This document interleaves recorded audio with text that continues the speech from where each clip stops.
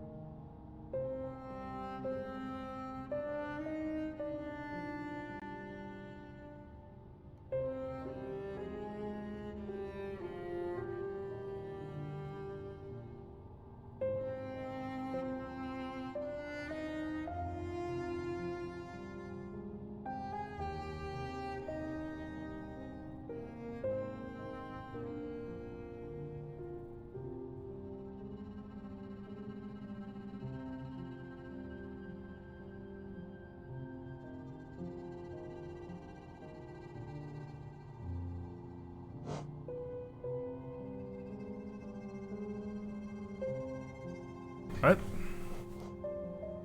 Let's get this show back on the road. Came to the City of Tears last time. Sounds a bit more melodramatic than it maybe is, but it does look fancy as fuck, doesn't it?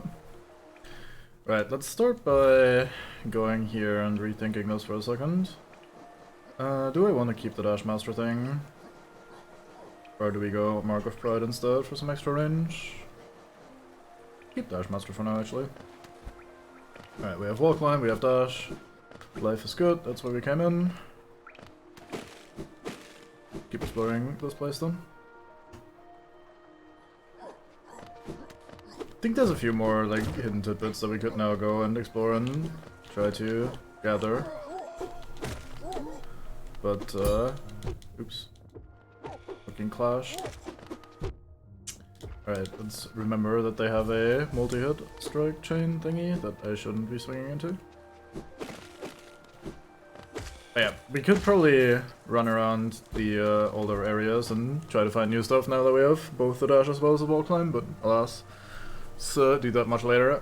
So this is one of those piles where you just hit it and money comes out, but in this area it's contextualized as like a little vault thingy that you break open, which I think is a neat little detail.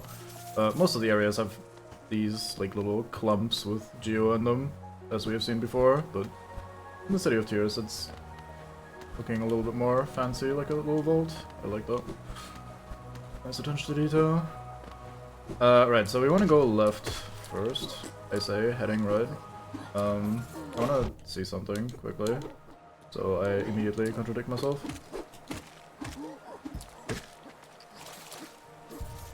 I heal.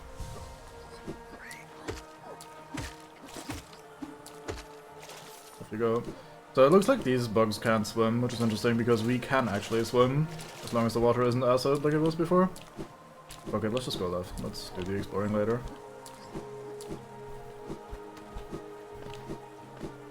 So here's a sign with a nail on it. I wonder what that could mean. Or a sword on it, which in this game is a nail.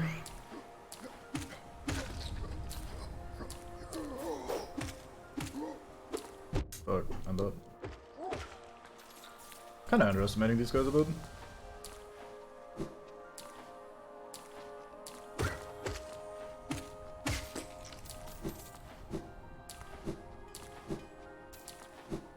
Transitions into a bit of the Fungal Hollow.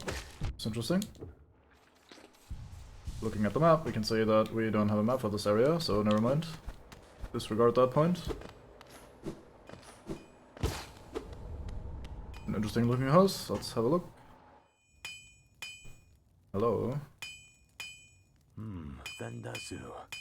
Have you brought me another nail to be honed? Leave it on the ground and return later if you're still breathing. Ranjo Stenya. Huh? Oh, I thought you were someone else. After a nailsmith, are you? Well, you've found one. Not much for talk, but if it's a nail that needs repair, then you've come to the right bug. Nailsmith. Your own nail is in quite a sorry state. It's obviously not one of mine. Still, anything can be refined with enough effort and skill, even that broken blade. If you'd like, I can reforge your nail. It'll make the blade far more deadly. Pay Geo to strengthen nail. Yes. Look at this fancy-ass animation that we're getting. Jonsha. As you wish, I'll get to work then.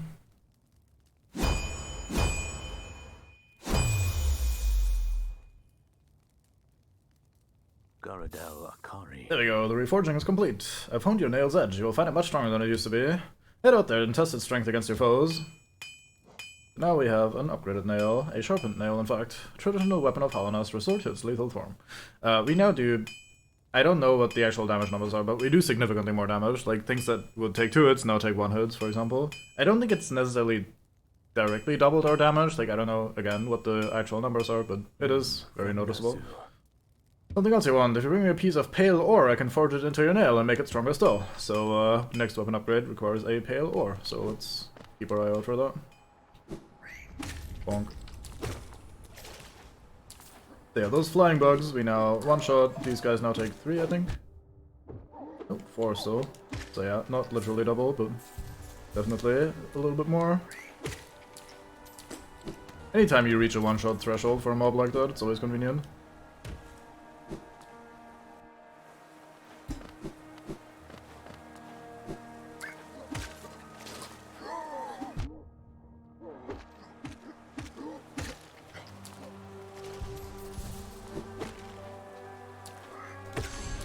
Oops.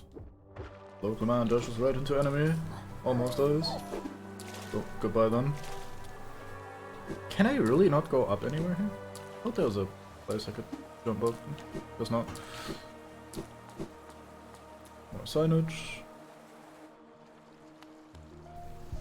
Notice the sound of the rain being much dimmer here since we're indoors now, which is quite nice. Fun little detail. Here you have a mechanism with a simple keyhole for the future. No, let's go upstairs, have a look.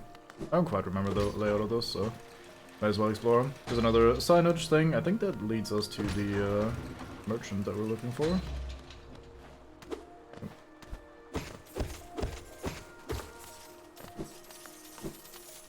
Oh, right, that's from the other side on there. NVM, I'm going through there.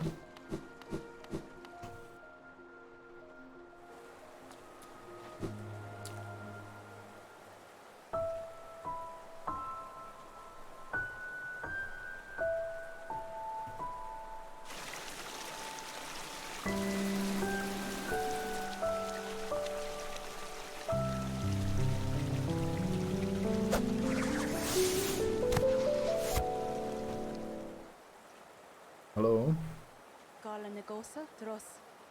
Again we meet, little ghost. I'm normally quite perceptive. You I underestimated, though I've since guessed the truth. You've seen beyond this kingdom's bounds. Yours is resilience born of 2 voids.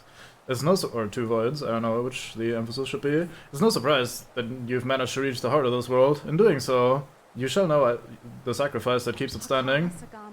If knowing that truth, you'd still attempt a role in Haloda's perpetuation, seek the grave in ash and the mark it would grant to one like you. I can't read today, I'm sorry.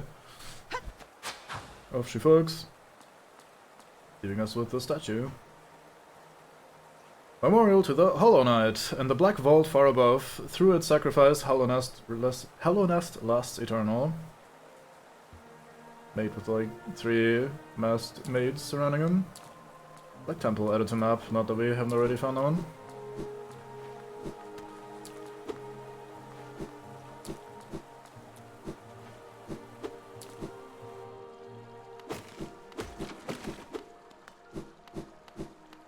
I've missed something in this area. Maybe we can actually go up here and I've just been done. Maybe we do just have to jump off the elevator. I guess that would make sense as well.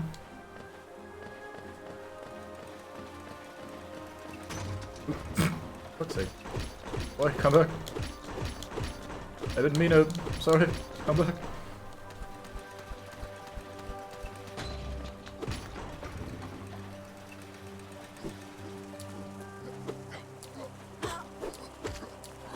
Down here, you little shit.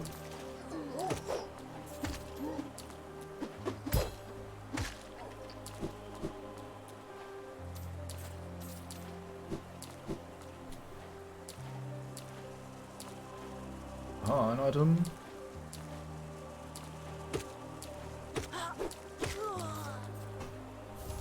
Helena's seal.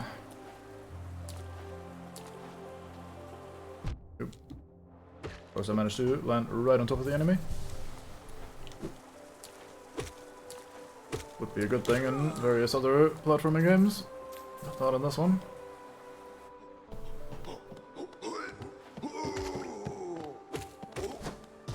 Man has himself a little charge into absolutely fuck all. Let's go down first. That should lead to the shortcut, or the gate that we could only open from the other side. Yeah, right here, this one. We've been down there.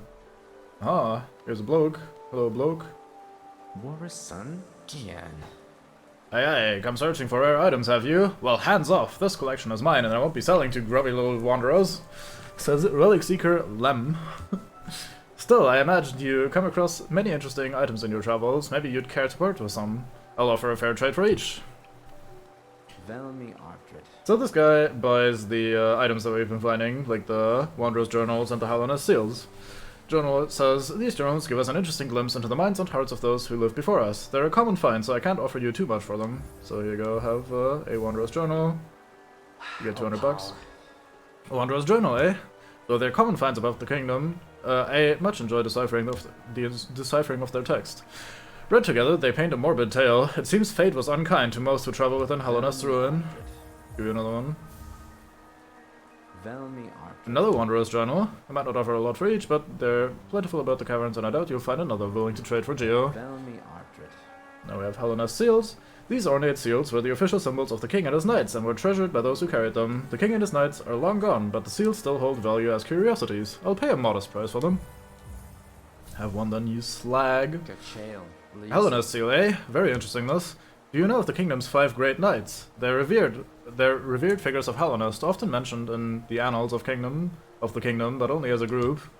Both their names and appearance seems to have been expunged from history. I don't know where I got that part from. So long has passed since their time. It'd be a grand achievement to discover their identities. Have another one then. Greedy fuck. Oh, pal. Another Helena seal, pass it over. I enjoy collecting their like, but there's little information to be gleaned of each. Mind you, they do keep a nice shine about them, and there's nothing wrong with appreciating something purely on aesthetic merits. Velmi Artred. Okay, so have another one. Slag. Velmi Artred. Helena seal, eh. You have anything else for me? If not, get your damn little self out of my home. Velmi Artred. Very unfriendly, but gives good money. Oh, pal. No, others have told me there's a statue out by the city's entrance depicting a large knightly figure. Could be one of the kingdom's great 5. I'd have looked it over myself, but the gate's long been shut tight, and it's too much hassle taking the long way around with all those blasted husks about. Helma Delka. Looks like you don't have any relics on you. If you manage to find any in good condition, bring them to me, and I'll give you a fair amount of geo for them. So now I know what to do with those sort of things. It's easiest to just think of them like the soul items, or like the soulsome item form in Dark Souls, in my opinion. It's like, hey, you find one of those, it's 200 geo or 450 geo, or however much it is, depending on the item itself. Like, they're nice little finds every now and then, just to bolster your wallet a bit, but nothing terribly fancy. The game just kind of puts them into various random places to reward exploration. There's nothing wrong with that.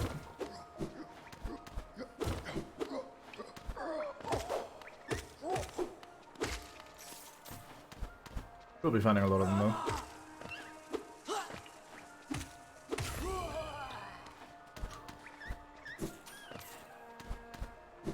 You hear a grub somewhere, probably behind that wall, but from the other side, I reckon. Maybe to the left? No. I have to go up anyway, never mind. Guess we're gonna come back down the right side to open up all those gates.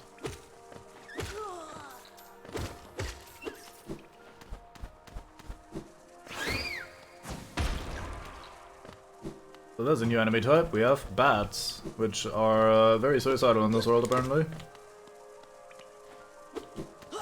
Ow.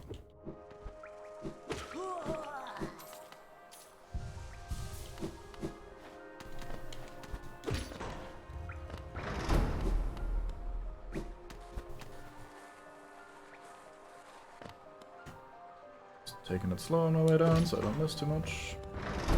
No, both of these gates are opened. We can't do that. Can go in here though. At least they make a very startled alarm sound, so we can just fuck off whenever we encounter one. Rancid Egg. Exactly what we want in life.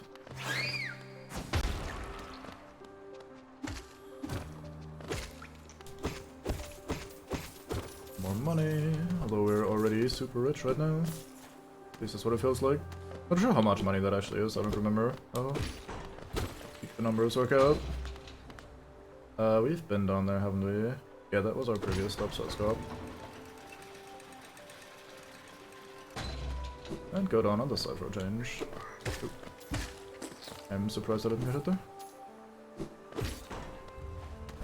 Wall opened. The more the merrier.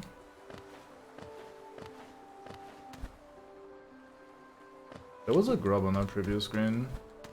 Try to find out at some point. Oh, we're in the right place now. For progress. Oh, was it a grub? Maybe I just heard a bat and I thought that was a grub, because I don't remember hearing that sound maybe. I don't know. Who knows? I'll have another look later. Ah, you see a map. Or like a piece of paper, so that's probably where we want to be. Oop. Run right into the enemy for the arena food. But I may have cornered myself in a very dumb way there. I thought I would kill him before he hits me. Oh, I thought he would die before he hits me. That was embarrassingly close.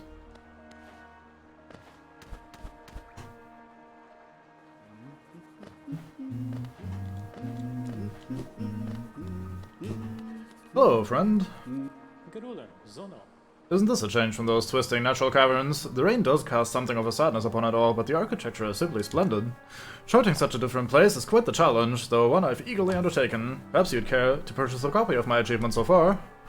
Hell yeah, boy! Give me that map. Aha, map. So Fungal Waste to the left is where we came in. You can see in the bottom left we've already filled in the area where the blacksmith hangs out, the statue to the bottom right with the gate on the right side that was locked, and as you can see we've probably been fairly good at exploring things so far. If we head left now, we loop back to the entrance area, which is quite nice. We should probably do that at some point soon. I guess I'll do that before progressing, so... Anyway, we have a little toll thingy here. We can pay 150 bucks to get a bench, and I say we just do that right now. I love the way it just folds out like that.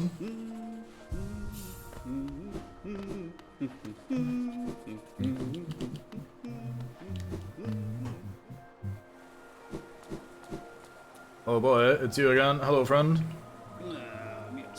Oi, watch where you're going, you soggy vagabond. I don't want you splashing me. I've had a miserable time trying to keep dry. I am Zolt the Mighty, a knight of great renown. If I decide that I'm going to stay dry, then that's what's going to happen. Curse this wretched city. Water and monsters constantly fall from above. It's no wonder this blasted kingdom fell to ruin.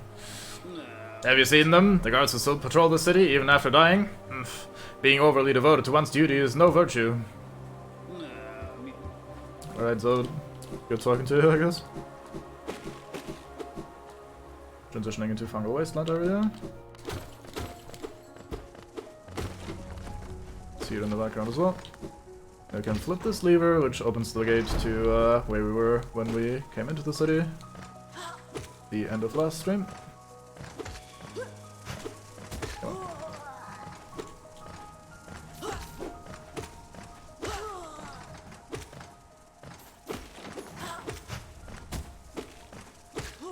Nice try, bish. Another one of these weird trees that we can't interact with yet. forward to interacting with all of those, but I guess that's gonna come eventually.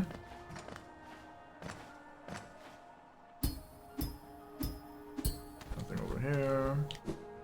Don't make that. Not a big deal. I can handle it. Just keep exploring the edges of the room. See if we can find anything. You can actually wall jump off the side of those platforms. It's kind of tight, but works out.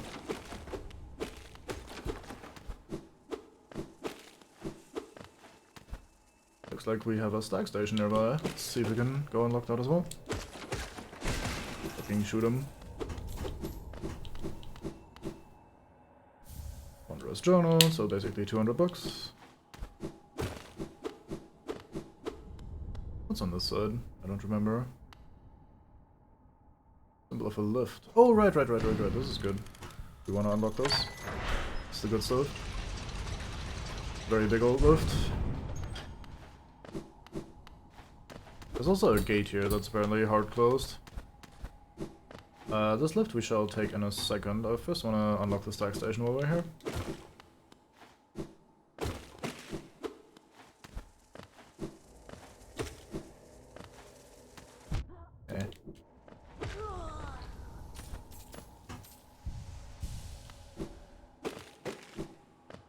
And chop these down, so now we have an easier time jumping up here. It's a bit of a shortcut again.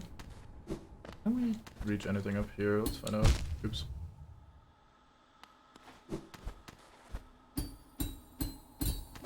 Nope. That is blocked.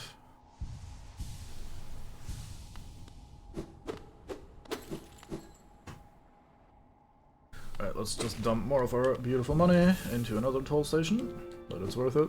Because stack stations are fantastic. 200 bucks, no problem. Oh.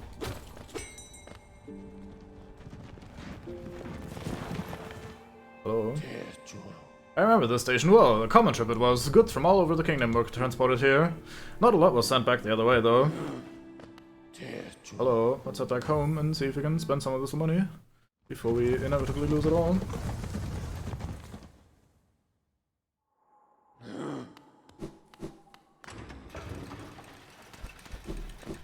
Needs elevators anyway.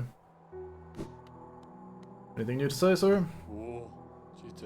That lovely young... Yeah, oh yeah, right. I forgot we did that. That lovely young lass returned to us. I must admit, I'd placed thin odds on her survival. Seems to think very highly of her rescuer. Some sort of dashing warrior type. Barely stopped gushing since she got back.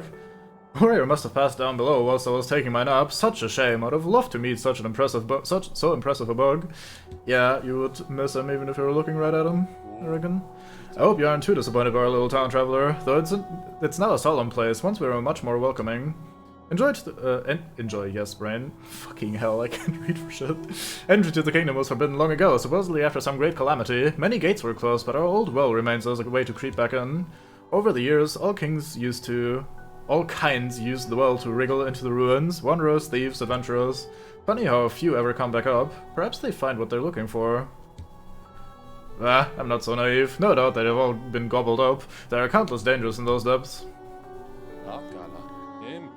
Helena's great capital is what most of you brave types come to see. Thinking to loot its treasures, I suppose. Must be brimming with them. The city is right at the center of the kingdom, though I've heard the gates are sealed, so gaining entry can be difficult. It'd be a rich bug that could return with even a fraction of the wealth inside. Despite my age, I've only seen few who've managed it. Must say something of the dangers about its streets. Alright, done. Let's have a quick rest. Shop. I have indeed some geo for you. Let's buy the simple key, because we found a lock for it. Do I want Stalwart Shell? Not really. Vessel Fragment, Mask Shard. Let's buy the Mask Shard, why not? There's plenty of money. I'll keep some money around, like, let's say 1,500-ish, but I don't mind spending some on random tidbits here and there. He's out of fragments now. Found a new nail then. It looks like a much finer weapon than the last. Oh, this is the same nail, but it's been honed by someone extremely skilled. A nail is an extension of our souls. It is the instrument by which we shape the world around us. It's a sacred duty to keep its edges sharp. Sorry, I shouldn't ramble on like that. Let's talk Geo instead.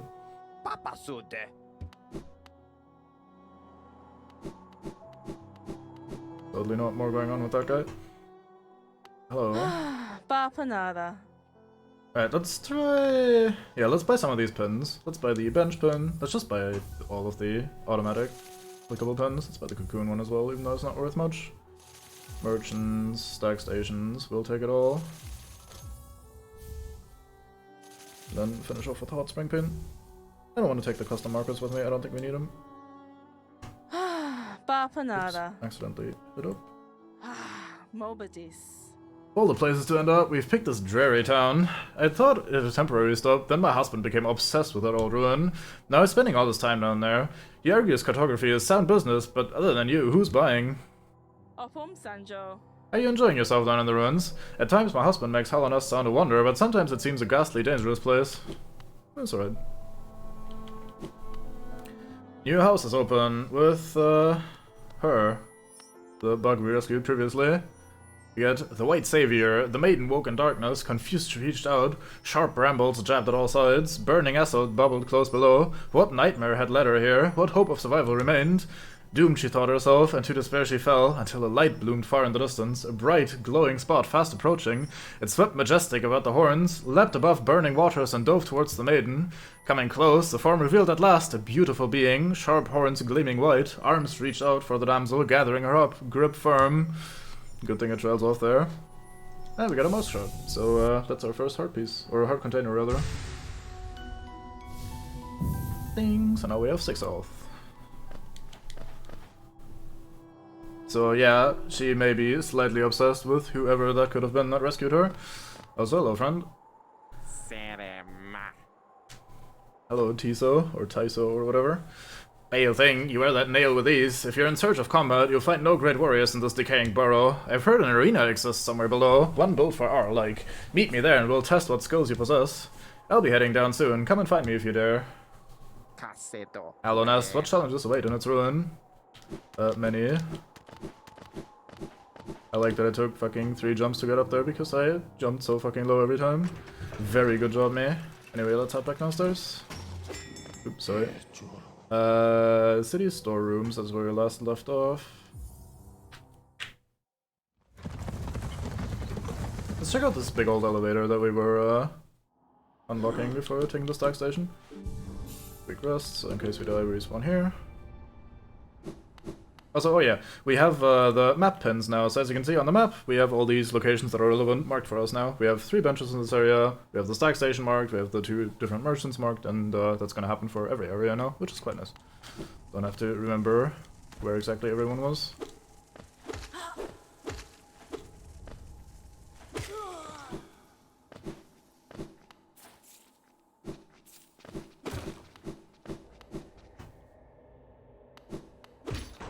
Back up we go. Just want to headbutt.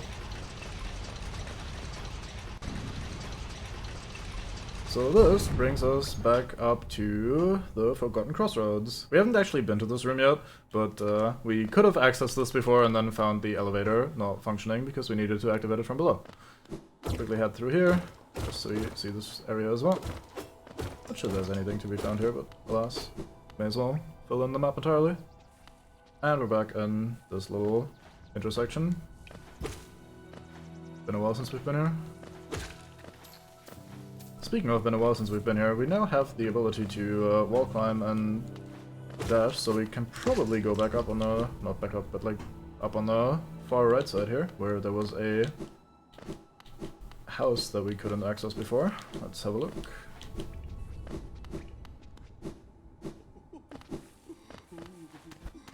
Alright, Miss Giggles, let's pay you a visit.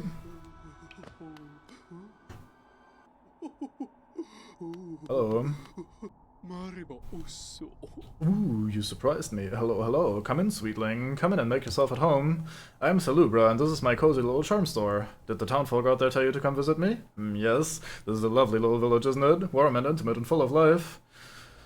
Charm lover Salubra. What were you talking about? Oh yes, charms. I can see you've started your own collection. Very nice. I'll show you some of my own, and you can take one home with you if you like. So, as you might imagine, she sells charms. That was almost a tongue twister. We have Lifeblood Horde. Have you ever drunk that bright blue liquid? Lifeblood. It's a bit of a taboo, but it makes you feel much healthier, doesn't it? This charm seeps lifeblood, and will certainly improve your constitution. Basically, if you have this charm equipped, every time you rest, you have a bunch of, like... A bunch, I say. It's probably like 2, if I remember correctly. Like, blue hearts in front of your regular hearts. Then we have Long Nail, which is just a slight increase in range. Just fucking read it anyway. That naily word is adorable, but do you sometimes feel it could be a little longer? Ho ho ho ho, go on, take this charm home with you. Suddenly your enemies will be within reach. This one actually stacks with the other range increase, like I said last time, and it is quite useful of a combination. Then we have Steady Body. I love this. I love the design of this little fellow. Very classy. It's made out of a nice, solid, heavy material too. Wear it and you'll be able to stay firmly in place when swinging your little nail around. Normally when you hit shit with melee, you get slightly pushed back while attacking, and if you have this one equipped, you do not get slightly pushed back. That doesn't sound terribly exciting, but for some situations it's actually really nice to just do maximum DPS basically on an enemy that's not moving otherwise. You can just stand in place and keep swinging, and that does actually kind of come in handy sometimes. Then we have the Shaman Stone. Are you a spellcaster, you little scoundrel? Ho ho, I'm only teasing. If you ever learn any spells, you should buy this charm for yourself. I've had it makes the spell much stronger. It does exactly what it says on the tin, it just makes spells stronger. And just as an understatement, it's actually quite strong if you do this with some other things that increase your spell power, especially. Then we have Quick Focus. The crystal set in the center is lovely, isn't it? Exquisite even. I've heard that crystals help you to focus if that's something you're interested in. You should take this beauty home. It makes you focus and thus heal faster, which can also be quite useful. And then we have a few charm notches, which is nice. So we shall have at least one of those, maybe 2. I don't think we can afford 3. Oh, wait, we need to have more. She only sells these to us if we have a bigger total collection of charms, so we need to buy something first to increase our collection. Let's buy the Long Nail, because why not? Let's buy the Shaman Stone. And then we buy another charm notch. So we're going to be spending a lot of money here in the long term. As you can see, there's 2 more charm notches to be bought and 3 more charms in general to be bought. Anything more to say? Do you wear a lot of charms at once? It's a lot of fun, isn't it? Mixing and matching them to get the perfect combination. I don't know whether you've noticed, but some charms seem to like each other. Yes, when charms like each other, they shine even brighter and sing even more sweetly. Even more reason to try all sorts of fun and surprising combinations of charms. You'll show me whenever you have a new favorite, right? Basically the game indicating, hey, you could combine certain charms together to get a stronger or better effect. Right, we have 2 slots. What do we want to do? I think we'll just put on the Long Nail, maybe. Could ditch the Compass and put on the Shaman Stone for bigger spell ow. It also seems pretty decent. Yeah, let's do... Actually, nah, let's keep the Wayward Compass on. I like that, especially for stream. So, here we go. Right, so that's that bit done. Let's see what's on the other side of the elevator that we now have opened. This is where Slow used to hang out.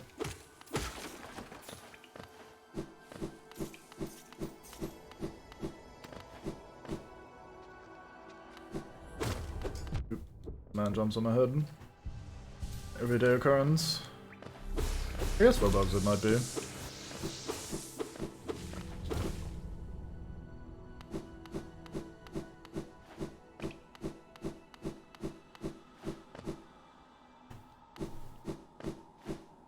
Might see why I like the Dash Master Charm so much. I do be dashing a lot. There's a hole in the sky, through which things can fly. Such as myself, possibly.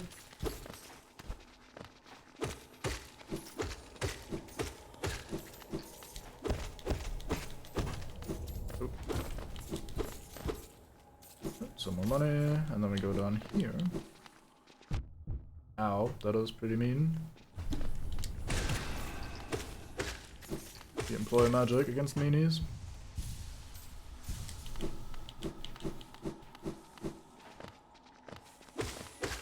Oop.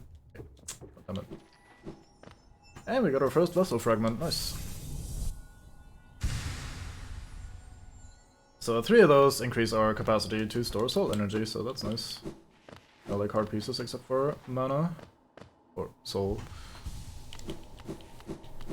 I kind of have one issue with them, and that's the shape of them. They're like round, which weirds me out. I feel like soul storing devices should be cute. But alas.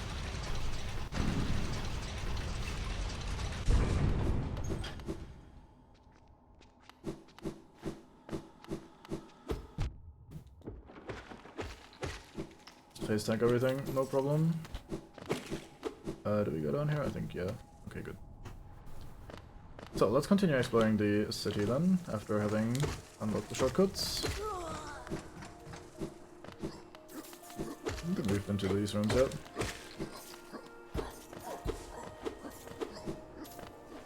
Although I don't think there's anything in there for us just yet. I think they're mostly for the... oops. For a thing later that we can't do yet.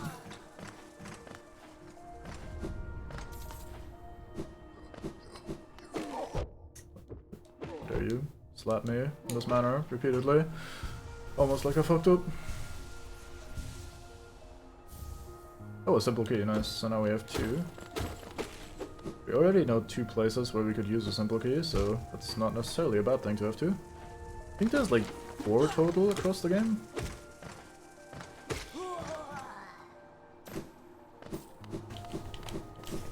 So the one in town only leaves the mechanic that we probably won't be using very much of, so I'm not in a hurry to unlock the one in town, but the one we had down here that leads to the sewers, we will unlock sooner rather than later. Hello, Conifer. Been at least 5 minutes.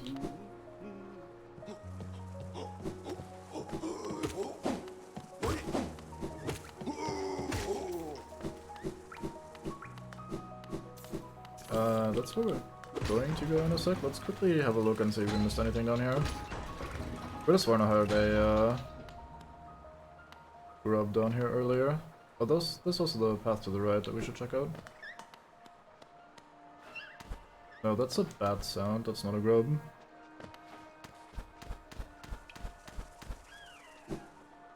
Yeah, that's not where we want to be. Right, let's just assume then that we're fine here. There's an item later that shows you where all the grubs are located in case you wanna 100% things and find them all. You do have to earn it though by doing a somewhat awkward boss fight. Have we been through here? Yes, we have. Right. See the empty grub container? Because there's a reason these grubs are in various jars. Also, this place is a little bit different. So, there's some places in this game that remind me of Salt Sanctuary, if anyone has played that. This is one of them. This place especially looks a lot like an area in Salt Sanctuary, with the light in the front and the weird pseudo-science stuff that's gonna be happening here. There's also a lot of dead bugs in the background, which, you know, is always a good sign.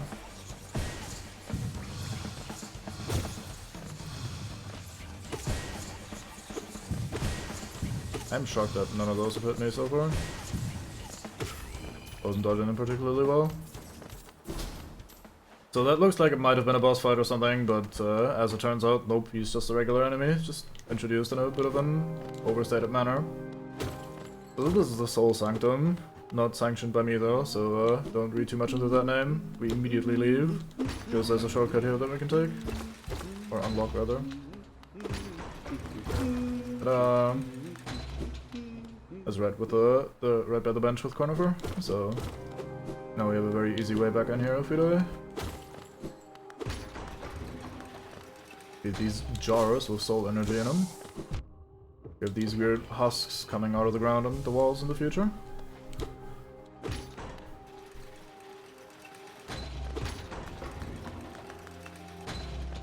Let's go, left.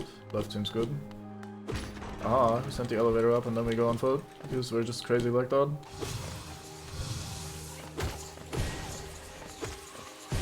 Yeah. Little husk on the ground was getting in the way.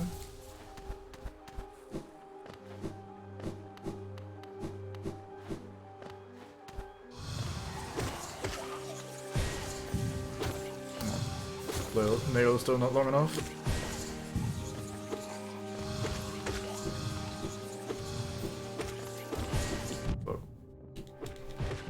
Oh, damn it. Playing this like a complete bot, but it works out, so it's fine. Get that, now the gate upstairs is open, so now the elevator actually does something useful.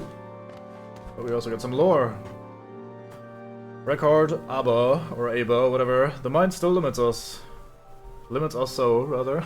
How to break past its constraints, to attend a pure focus, is it even possible? Oops.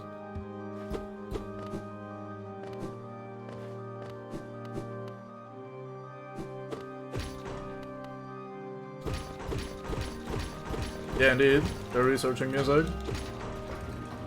It's called a Soul Sanctum for a reason.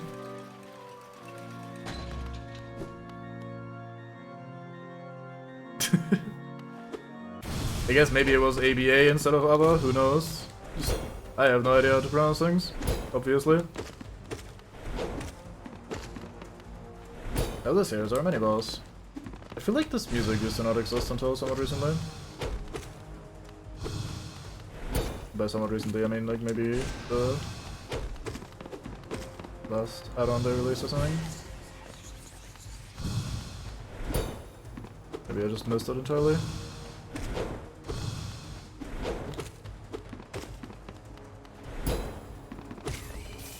Down he goes. I mean, some words are also just scary, so it's not surprising that some words scare you. Not sure that needs to be one of them, but everyone has their own opinion on that sort of thing. Let's just face tank one projectile so we can kill him immediately. I'll go all the way back down here, and we open up a shortcut. Back to the beginning. Because, like most games, this game is Dark Souls.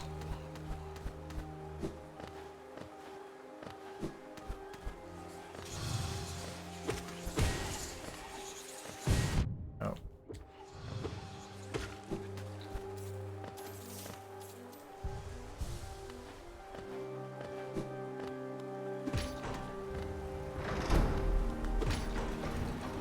Time to go up.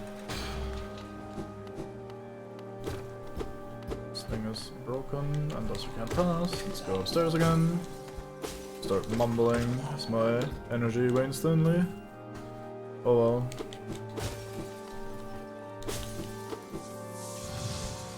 Maybe the upcoming boss fight will reawaken me. Over friends. Chill with the projectiles, please.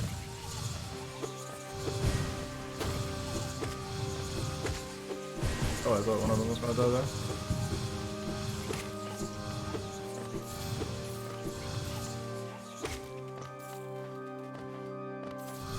Oh fuck, there's a third.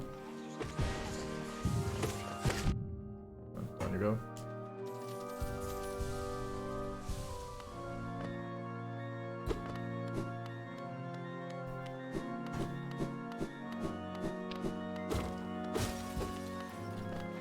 I think this window below us, the cracked one, lines up with the window that we thought or that was above the mini boss room.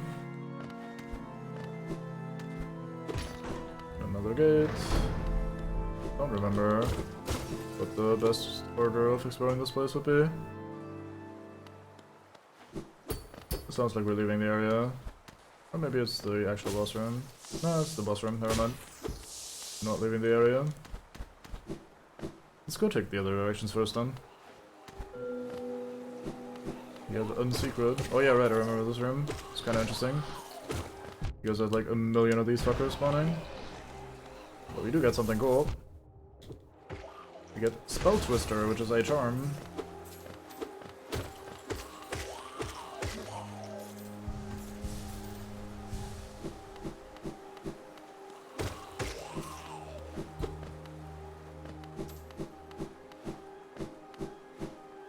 What's on this side then, if the left side is the boss room? That's where we came in, isn't it? Yes it is. Oh right, so it's just a shortcut back to that side. That makes sense. Alright, cool. Off to the boss we go.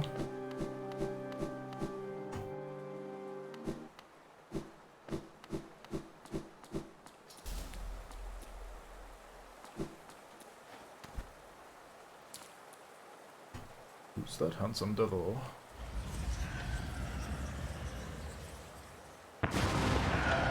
It's the Soul Master. I disagree, but alas.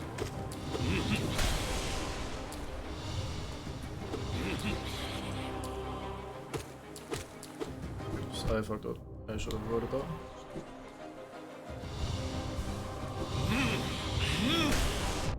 Right, that fake out.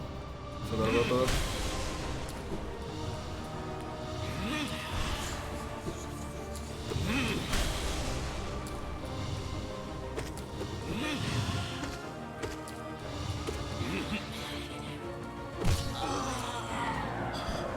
Take advantage of that by covering for a bit.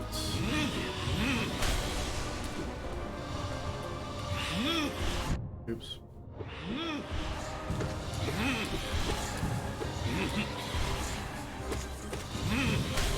I do like his and sound effects, like he's just kind of clearing his throat while fighting you.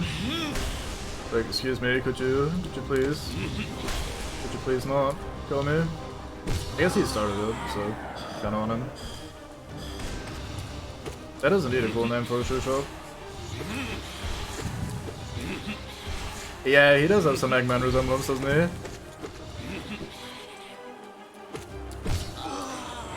Maybe also the resemblance in terms of body shape, the lines on projectiles.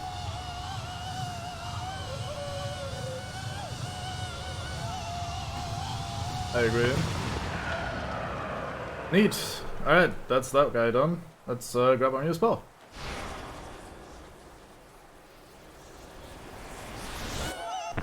Wait, fuck, he's not done yet, no! Part 2. Oh, right, I need to dodge that.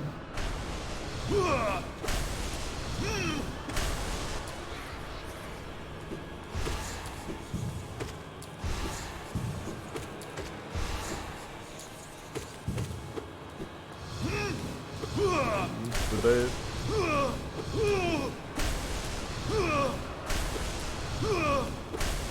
And there we go.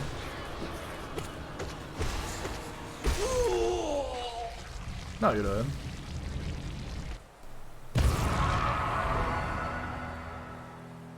He's hella dead, as they say. And now we get a new spell.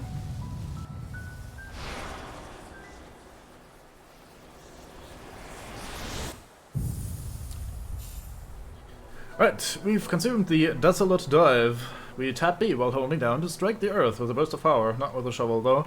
Spells will deplete soul, replenish soul by striking enemies, so now you can do this. Boom. And as you might imagine, and as the game is about to tutorialize in just about 0.5 seconds, we can use that to break floors that are breakable and vulnerable and weak and flimsy. Like that one. But first we go upstairs because I think money. I think there'll be money. Where money? There you go, money. Lovely, lovely money. There's a breakable floor there. You can hear that sound effect and the crackling rocks. A secret room with lore and more money. Record sender rather. Spare thought for those consumed. Through their grace we are evolved. No plague of mind shall overcome us now. Plague of mind apparently in the past. Good thing we don't know nothing about plagues these days. Anyway, so we do this. And on we go, and it even does damage to enemies, of course. Ow.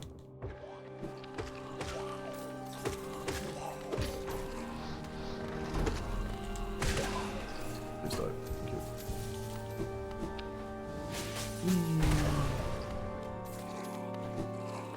The sneaky item hidden here. Helena seal, 450 bucks. Yes, please. And there's a thing over here. Somewhat sneakily hidden. So the issue with that is that we now have to do this track again to actually get the grub. We want the grub though, so I guess we just have to tank that. Oh, we don't have that yet. I don't know, I did that. We don't.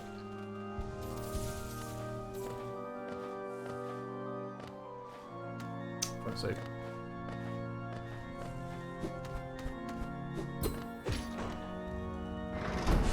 Oh, just find my spell. There we go.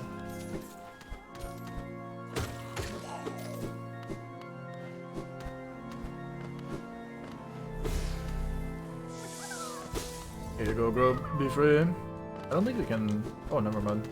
can actually just be good and not have to go through the area again. I do prefer just being good sometimes.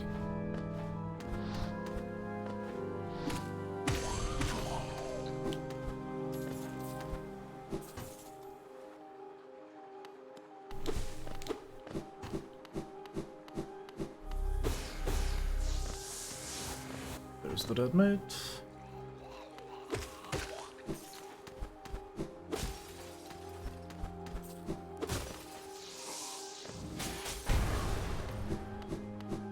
We're back here, so now we can go back down here, where we fought the mini-boss. That's not what we do, this is what we do.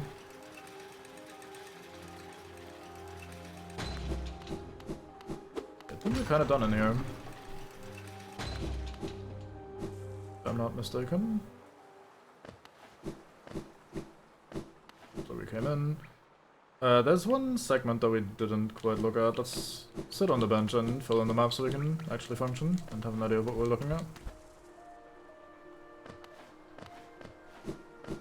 Jennifer has fucked off. Because we are done with the area. At least on paper. Yeah, I think that's it then. This looks like it would be it.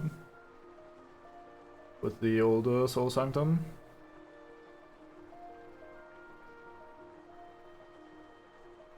Yeah, so the path to the southeast of us is blocked. There was a gate in the way that only opens from the other side. And to the very southeast by the statue, that path was also locked, at least last time it was. Might have opened now, but I don't think it did. So I think we're kind of done here. We have two main options now. We can either use the spell that we got, the Desolate Dive, to break through in the Crystal Caverns, which we don't have the map for yet, but that was the crystal area up right around here that we saw earlier, but couldn't go much into because the ground was too stable for us. Couldn't fuck with that. And then that's option 1. Option B would be to go... Option 1 and then option B, yes, brain, very nice.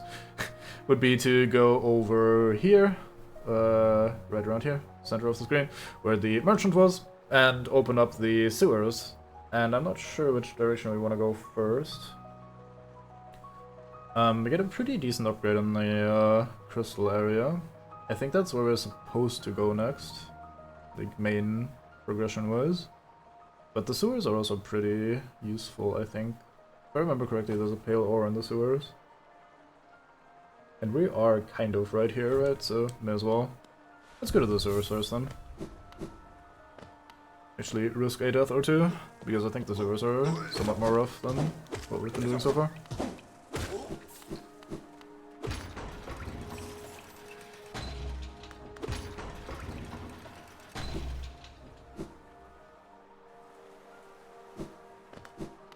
Wasn't there a shaft to go down? Oh, never mind, fuck it. Guess we take the slow way.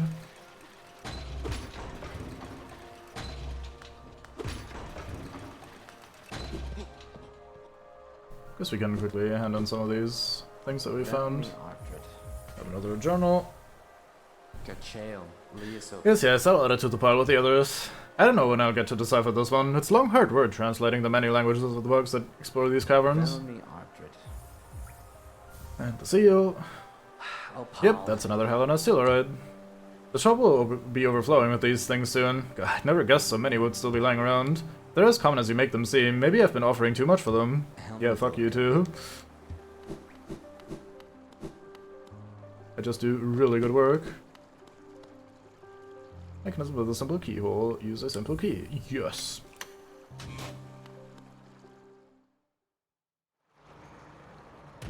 Right, sewer time.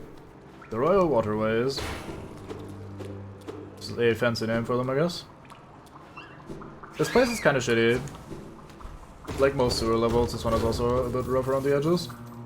We have a hidden path here, leading to an NPC, if I remember correctly.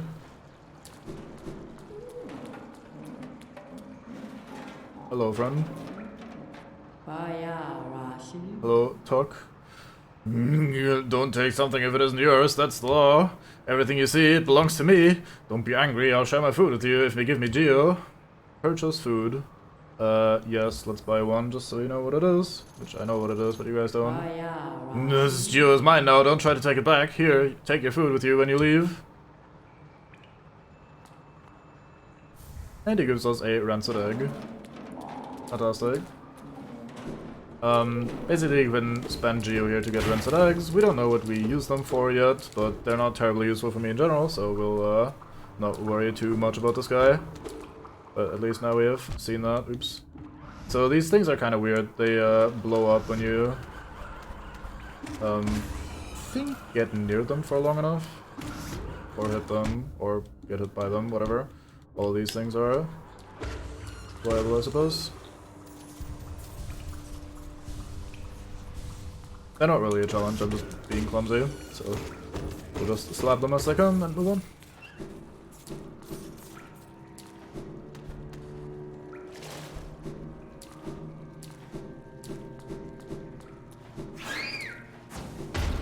Oh, but that hit me super late.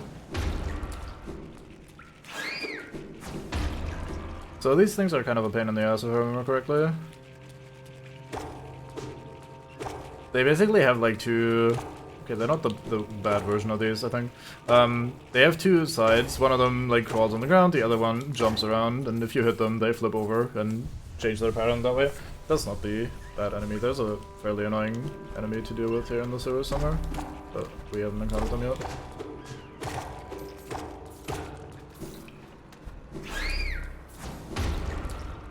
Not sure what I'm trying to do there. I think this is where we came in, yeah? No, it is not. This is where we came in, alright, close enough. God, I'm starting to feel really sleepy and exhausted, I'm sorry. Try to hang in there. Right, so down here, as the painting on the wall would indicate, is a bench, so we can dive down there and unlock the bench. I guess we should do that as well.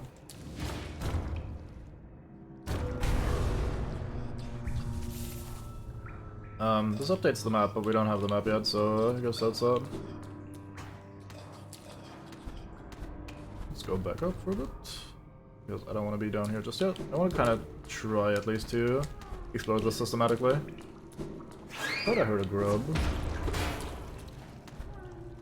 I definitely heard a grub. Alright, let's try to keep that in mind. Ow. I should sneak my way in there somehow. That was not good.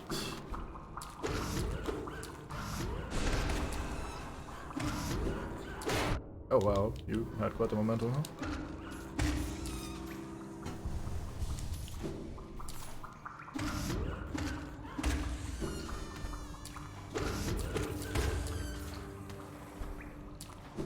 Looks like it leads to our friend the map mate. Let's go have a chat.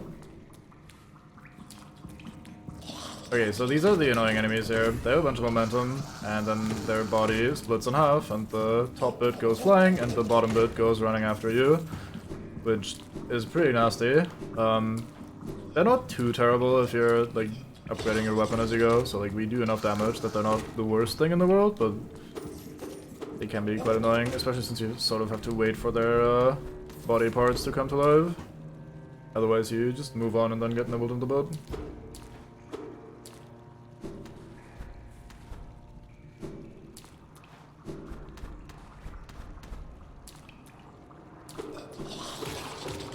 Ow.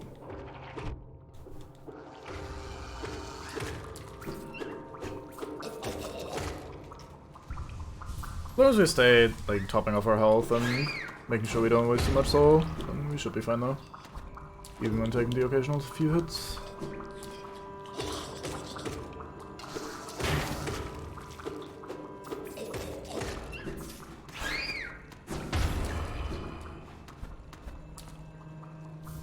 Another Rancid Egg. Betting that we get those from the sewer. Some soul, because why not?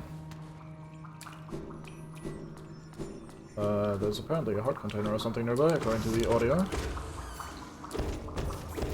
Do not even quite remember where that is. I actually think I do remember now. There's a water section below us, and I think if we just go into the water and head left, we should find it. And this is where we took the top half before, so we've finished that part of the exploration. Let's go left first.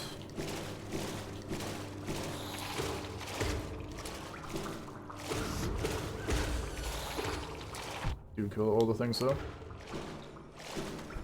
Water is kind of annoying because you can't naturally strike upwards while on water. You have to jump out, and if something is coming from above, you're jumping into it, which is kind of inconvenient. Not the worst thing though. Right, let's see where we can actually go back up, if anywhere, or if we have to go all the way back. In which case I may slightly regret this decision. Looks like we're slightly regretting this decision today. Cool.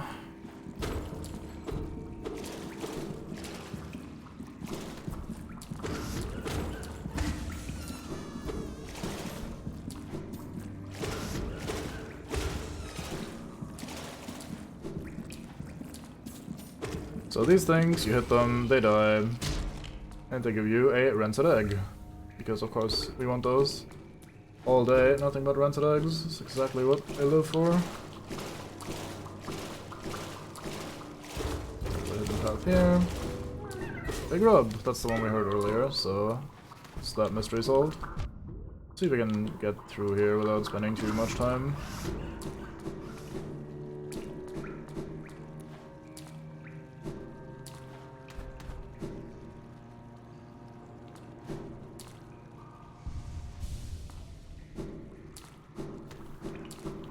And we're back to where we were earlier, so that did not take much time at all.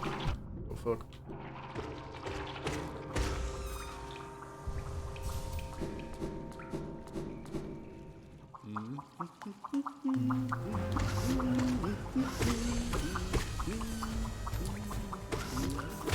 So as you can tell by the music, the game considers this like a bit of a challenge room, like one of those arenas where you have to kill all the enemies. Not entirely sure what exactly turns this into a challenge room, but alas, we have exciting music for slapping random balloons that don't really fight back at all.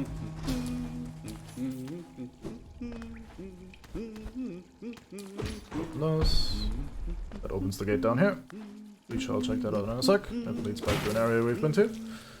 And we have a map. Oh, aren't these waterways thrilling? A labyrinth of pipes and tunnels. I couldn't have asked for a better place to employ my talents. It's all so orderly, so considerate, nothing like the crude irregularity of those caverns. But so sad, my trunk is telling me those fungal wastes are closed, and I sensed my damp adventure may have reached its end. Guess I'll be calling this map done. We'll buy the map anyway, even if it's done.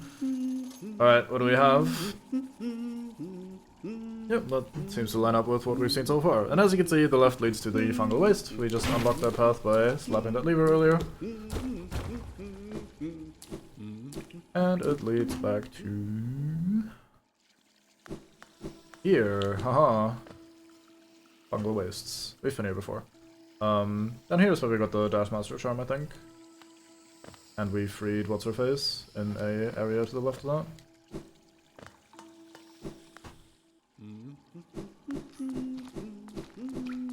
Does it? Did we do much balloon slapping in that? We should play more of that at some point.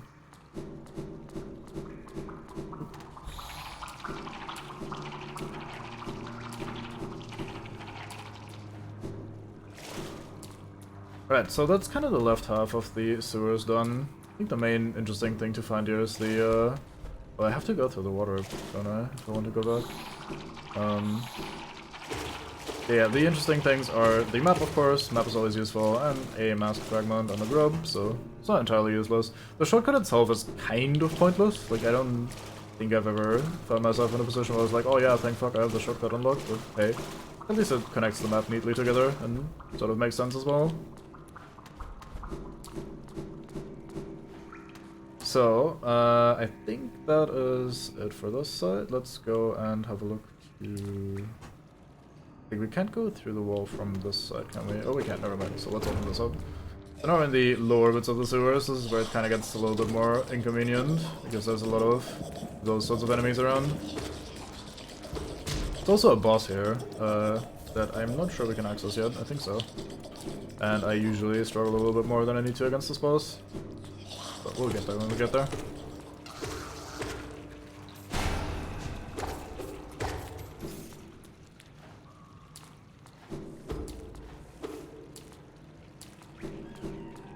I guess there's technically two bosses in this sewer, actually.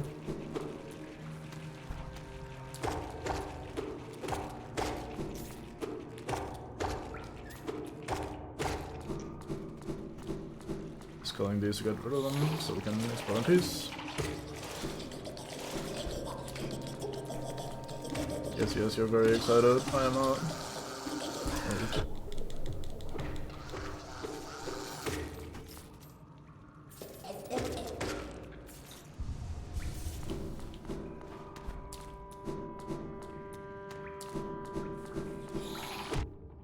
Should not have jumped into that. It's pretty dumb.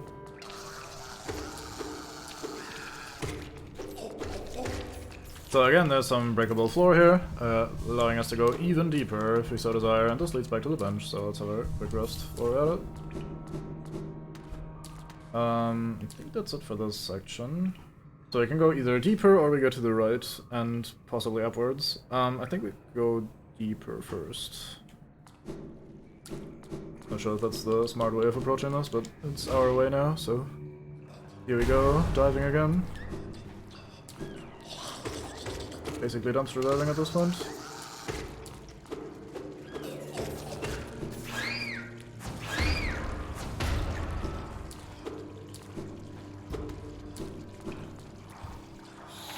Oops.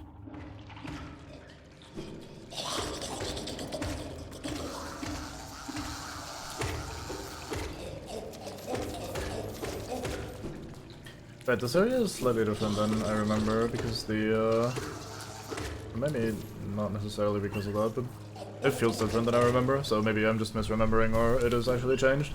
The, it's not, I guess technically it is DLC, but it's free DLC. The last of the DLCs I haven't played much since it was added, and I think it repurposes some of this area, which is fine, because otherwise it was kind of useless.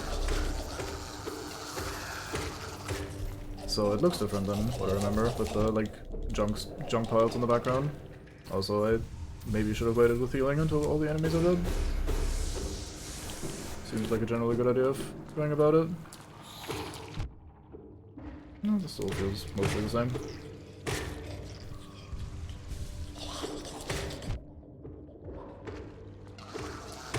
So if you're like unsettled or upset by like maggots and worms and shit, this place is probably not for you.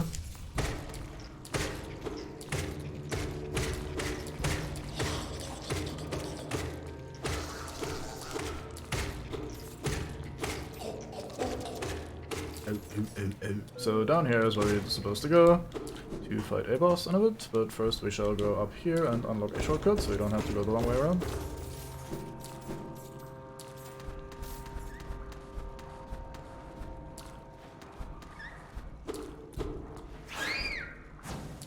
They're giving zero fucks, it sounds, alright. I mean, they do die every time they fight me, so I'm not sure if giving zero fucks is exactly what they're doing. Maybe they try to, but not terribly successfully. I wouldn't really describe it as giggling myself, but you do you. Right, I think that's it for the general exploration of the area. Actually, is there a path to the right? Oh no, never mind, we checked this. Alright, let's see if we can take on the boss. So this boss is fairly easy. It's one of those very like, common, typical platforming sort of bosses. We have a big old thing in the middle, it spawns a bunch of ads, and we just need to hit the big old thing while not dying to the ads. Looks exactly like this. For some reason I always struggle against this boss. I don't think it's supposed to be a difficult one, but like my brain does not handle it well, so here we go. It's the Fluke Morm.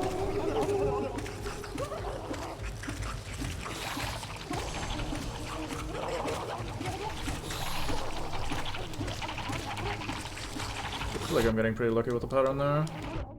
I've stopped getting lucky with the pattern. Oh, fuck.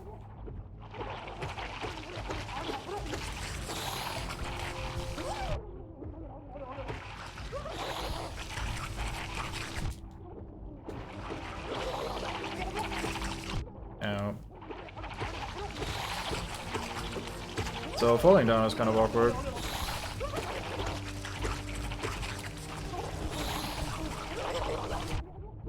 I should probably not have double healed. Like if I time it correctly, I get away with a single heal and I recover in time to deal with whatever comes out. Going for the double means I do get 1 health positive, so it's not terrible, but Also not like, necessarily super efficient. Hiding below the floor. Maybe this is the strat actually, just hit these and shoot the boss. Oh fuck. Fuck's sake. Yeah, so I can double heal here, but I probably get hit for it. Oh, never mind, I got lucky and got away with it.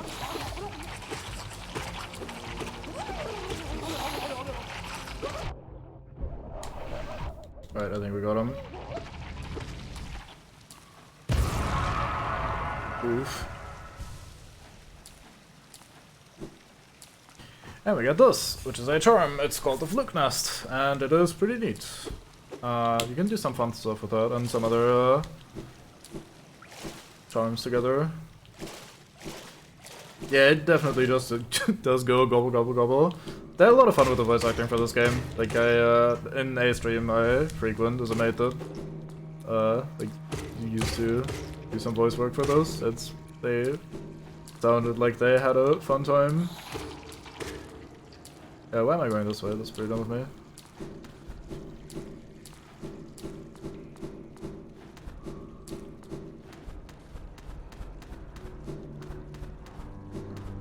So there's a path up here that we unlocked. This path is for later. We can quickly have a look in here, but I don't want to go this way just yet. We'll have to come back for that later anyway, so let's explore that later when we have more abilities and can actually fully explore it. So that's it for the underside, I'd say, of the sewers. Let's just go to the bench, have a quick rest, fill in the map. Yeah, so the Fluke Mound was down there. Now we have a lot of Satan noises as well, though. I may have regretted my decision immediately of just fighting that but not killing it entirely. Let's go up here, where it's slightly more quiet.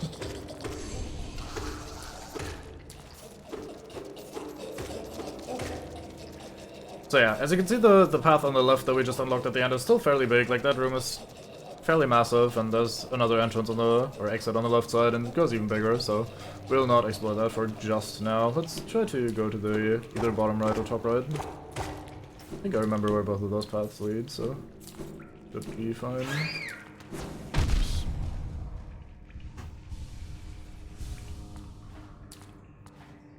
Yep, they're absolutely all over the place, so yeah, man's having a fantastic time. So this is where the place gets a bit shitty, like quite literally. Let me have a look at the bottom right first. I want to know if we can actually go through there just yet. We didn't check before, so guess we'll get to that.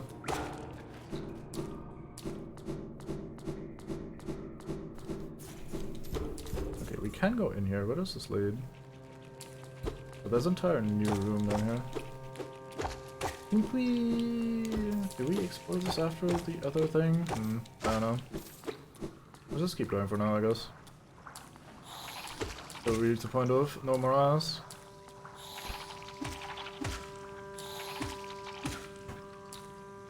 So that looks like acid, which means we probably don't want to be in there. Wait, can I? Oh no, okay. So there's a thing we can do here later, once we have a power-up, that crystal indicating to use the power-up sort of thing. There's a bunch of neat little game design things in this game. For example, earlier in the Fluke Mound fight, you may have thought the way the bugs get spewed out is random, and you're correct, but there is an indicator for where they get spewed out. If you see the entire thing, like the entire Fluke Mound, the holes that the that it shoots its projectiles from, or its like ads from, will be spitting like orange goop before the ads come out. So you're not surprised by like, oh fuck, it shot from this hole, even though I had no way of telling. No, you actually did have a way of telling if you pay attention to that. And same with the thing we just saw, like a little indicator of, hey, you can use your special ability here for the future instead of just having to blindly fumble around and try on literally every edge, basically. Anyway, let's go to the shitty place, where we have a very excited maid look to meet us. Not terribly excited to meet him, since I am, again, not always terribly competent when it comes to this fight, but whenever I say that for a playthrough, it usually ends up with me one-shotting the boss, so I'll keep saying that just to make myself look better. Aha, yes, indeed, I agree.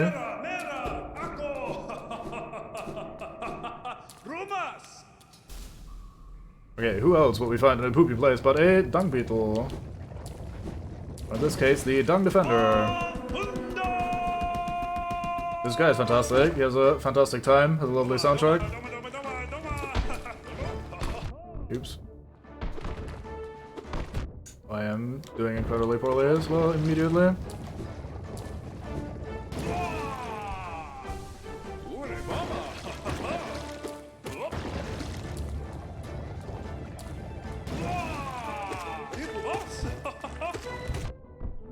Yeah, this guy's just excited to be here, and I'm all for it.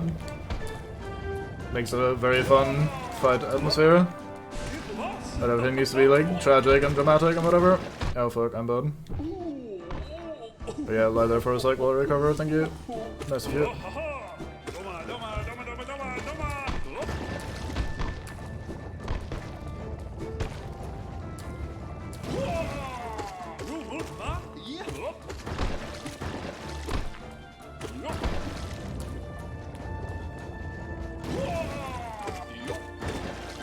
Oops.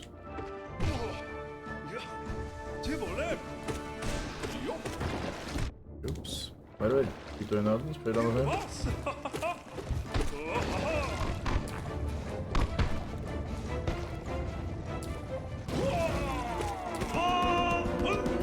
Alright, phase 2. This is where it gets a little bit more intense, if I remember correctly.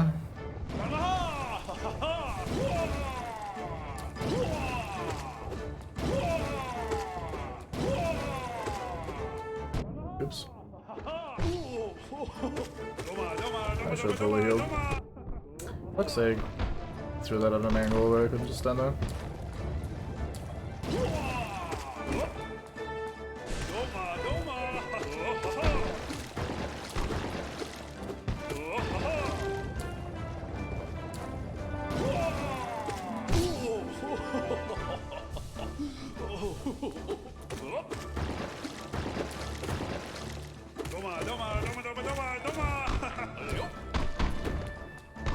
He hasn't done this attack very much, and I'm kind of happy about that because I tend to not be great against those sorts of moves for some reason.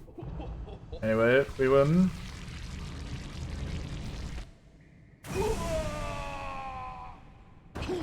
Off you folks. And we get the Defender's Crest. Oops. Alright, let's have a look at the Defender's Crest. Right here. Actually, we can just check out the other charms as well that we found before. Here's the Spell Twister. Reflecting the desires of the Soul Sanctum for mastery over soul, it improves the bearer's ability to cast spells. Reduces the soul cost of casting spells, which is quite useful. There's a few different spell-related charms, and stacking them all together makes you quite strong. Then we have the Defender's Crest, we just got that one. Unique charm bestowed by the Knight of Helena to his most loyal knight, the King of Helena, rather, sorry, to his most loyal knight. Scratched and dirty but still cared for, causes the bearer to emit a heroic odor, as you might imagine, given its source. And then we have the Fluke Nest. Living charm born in the gut of a fluke marm. Transforms the Vengeful Spirit spell into a horde of volatile baby flukes. So basically, instead of shooting this one big old projectile fireball thing, we just shoot out a bunch of little, like, fucking flukes, which, you know, is actually pretty decent. It's not as bad as you might think from the sound of it. So now I get to flip the switch. And looking at the background thing, you can see that water is being drained. Acid water as well.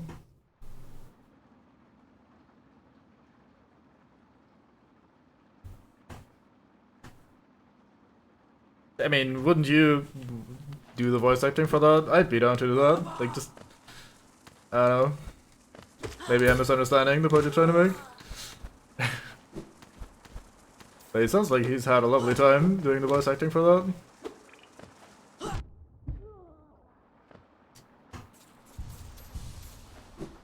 Right, so we have a big old chasm here, like a big old vertical shaft. Yeah. So we'll explore that in full later, but this leads us back to the City of Tears. As we can see, we're now on the right-hand side of where the statue was. So if we head left, we should be able to unlock the path that was blocked previously.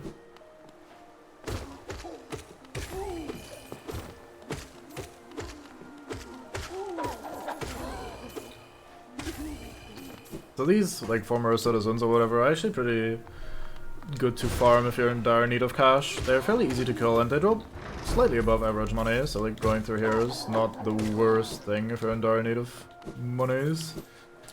We can go back to the statue from here. Yeah, fair enough.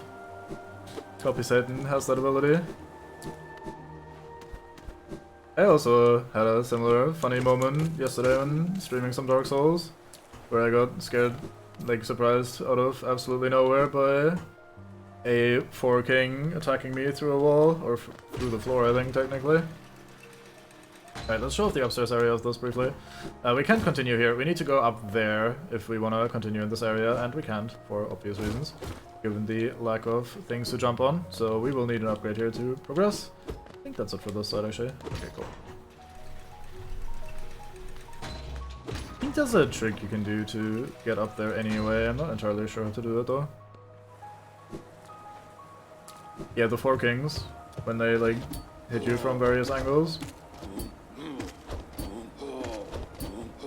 So these are kind of like the elite city guards, they're kind of annoying to deal with, but once you know like one of the multiple tricks to do it, it's not too bad. They just take a long time to die, as you can tell. They too give pretty good money though, so once you're stronger and like can kill shit fast, they are not terrible to farm either. It was like 50 bucks for one guy. This is apparently a thing here, although it's not active for us yet. Another one of these guys. Ow. Also, they do 2 hearts of damage, which is always a pain when enemies do that.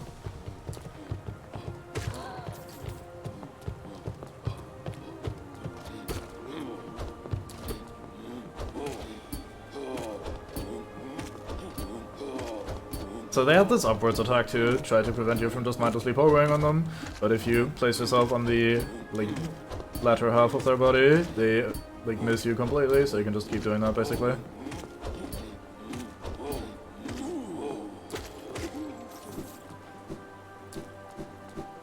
Right, there's an upstairs area here.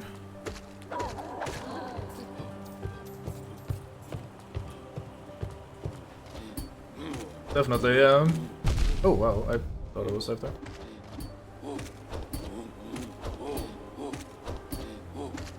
Oh, really? May have to fuck off there for a second here.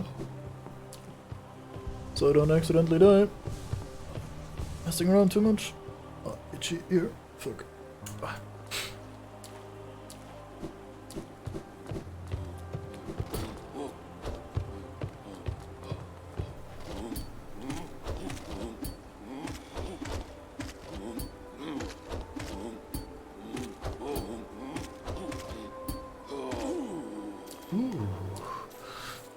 Very excited to die.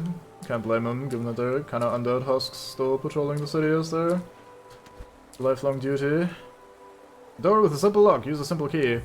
Maybe not. So we can tell from this icon that there's a hot spring in there, which, you know, is neat. Hot springs are kinda cool, but maybe not important enough to waste our last remaining key for now, so let's maybe keep that one for the future. I'm not entirely sure where I'm gonna put the key. I don't have this planned out entirely, so not saying that it's a bad idea to do this, but just like instinctively I feel like, maybe not right now, you know, that sort of thing. Come on, there we go. That was kind of tight. Right, then we have this room, which is interesting because there's a secret, I think, on the right. You can go through here. Then we have this man, the big, glowy, shiny version of these residents, Mr. Rich himself.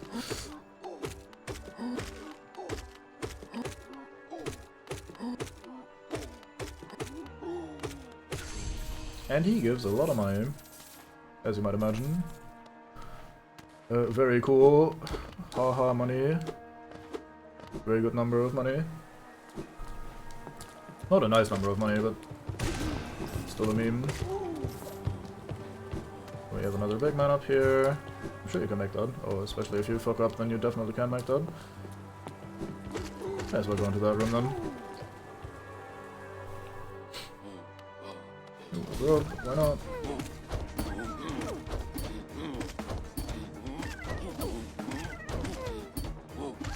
Not that much room to maneuver where he's standing, but I think it barely works out.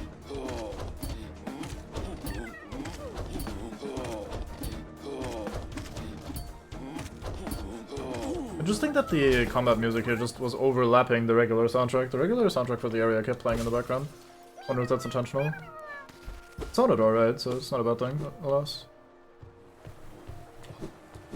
Is there another thing below me, or is this just the fall all the way back down place? It is the fall all the way back down place, alright, cool. Let's do another loop then.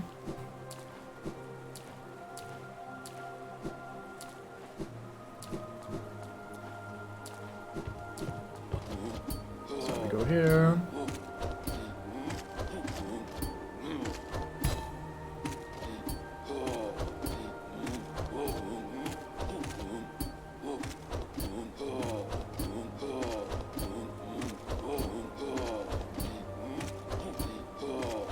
I kinda wish I had a faster way of killing them. Maybe in the future. Anything up here? No, doesn't look like it. Right, this was pointed out as a stag station, and the game immediately tells us it's King's Station, so it sounds like there might be a stag station here, so this is the place to be. We like stag stations, we like quick travel points.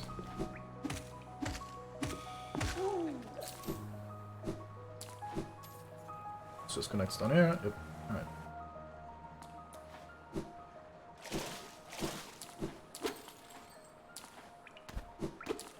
This opens not this way.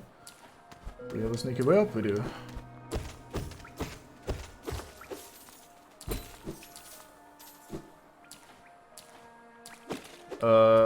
Anyone that also is represented, I reckon.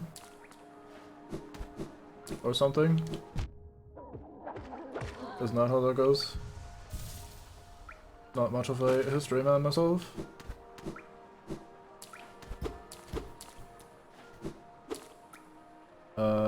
Can we go in here yet? Or is this not where I think it is? It's not where I think it is. Okay, that makes sense. And that's where we came in. Alright, cool. So let's go to the stag station and unlock that.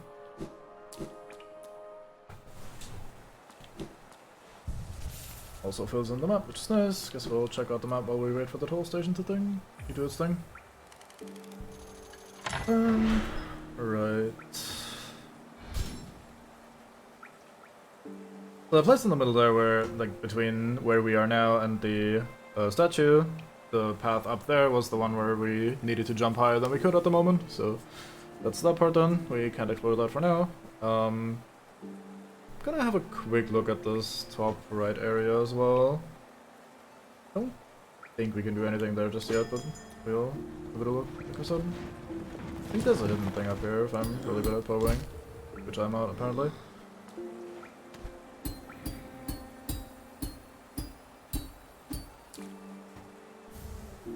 Helena, so yeah, like I said, the game will just scatter those around for like random exploration rewards if you're like observant and pick up all the items, you get money for it.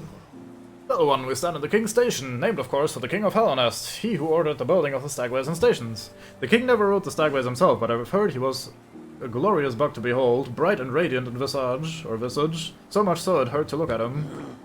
That sounds unfortunate. Do we want to go anywhere? I don't think so, at least not right now.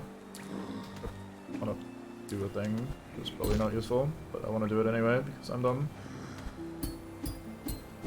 Anything up here? No, okay. That looked like it may have been a platform. Alright, let's have a look at the upstairs area then. To remind myself what's up here. I think the exit all the way up top is something we can't do yet. Maybe the one on the left. Again, just do not remember where exactly that leads. Nope. Sloppily press attack button and sloppily get fucked for it.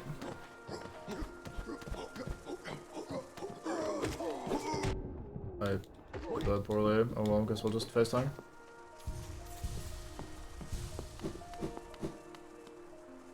Loot, Wondrous Journal, get stabbed in the back for it. It's normal. What you get for desiring money. Stabbed in the bag. In the bag, yes, and the money was sack. Bling bling, whatever. Words, meaningless.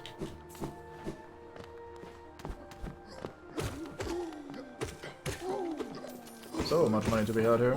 Did you just come out of nowhere, or am I just dumb? I think you did come out of nowhere. Oops. I'm also dumb though, so let's not argue too much.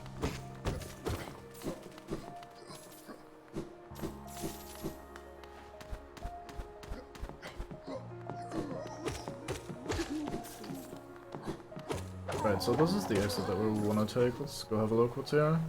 Oh, it's the other elevator. Nice. Yeah, we wanted to unlock this place. Is there anything around here? I think there might be. Yeah, there is.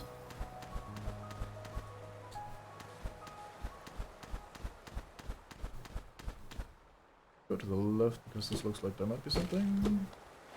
Nope, maybe it's an exit.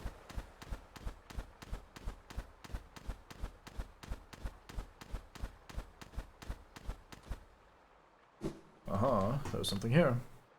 Although I think we can't do anything here just yet. Yeah, I think this opens from the other side. Anything up here? Nope. At least it didn't sound like it.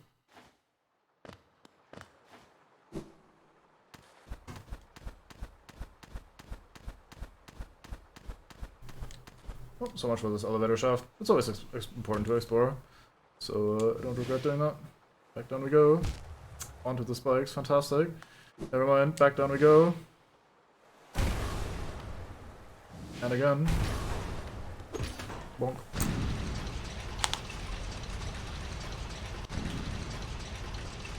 So this too leads to a place that we know.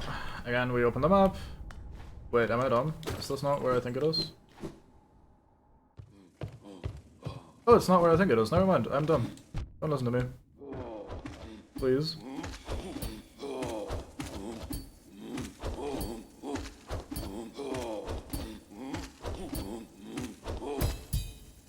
Damn. Flash for double hit, easy. Clearly intended. Wonder how that worked. I guess the clash made my sword be active so long that his invincibility wore off and he got hit again.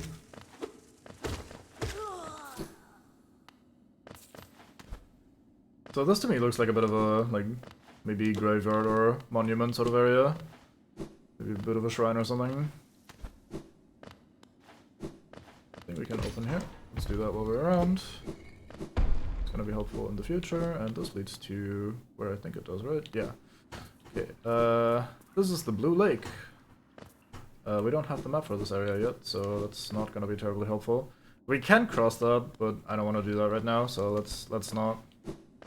I'm kind of doing things in an order that I usually don't, so it's neat to see things this way around. Let's go here. What do we have here? Cursed are those who turn against the king.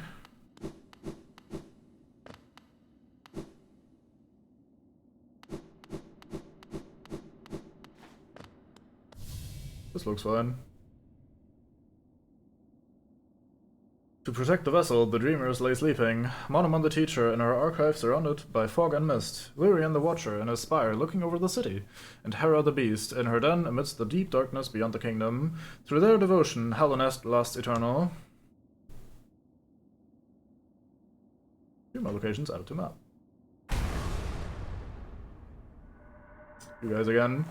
Go no further, little shadow. What compels its climb out of the darkness? What compels its return to the sacred kingdom? Called from beyond the seals, by the vessel, or by that captive light? Would the seals break, they cannot be undone. But the vessel weakens, that plague springs anew, they must be undone. Yet still our seals remain, our duty holds. Must be cast away. O duty holds, it shall be done. Seems like they're not quite on the same page. Yep, here I go. Wobbling again. Fade away, little shadow, fade away and let us sleep in peace. Nah, mate, I awaken in some sort of dream world instead. How about that?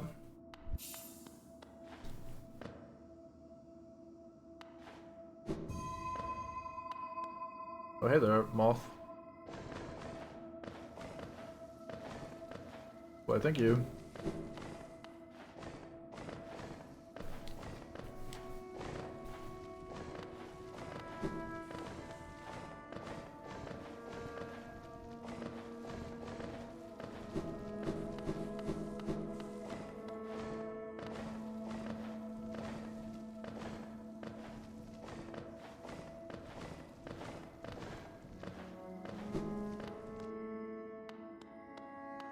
No, I don't listen, I leave. No, just kidding. What a terrible fate they've visited upon you. Does it actually say visited? Yeah, it does. To cast you away into the space between body and soul, will you accept their judgment and fade slowly away, or will you take the weapon before you and cut your way out of the sad, forgotten dream? I take weapon, that's what I do.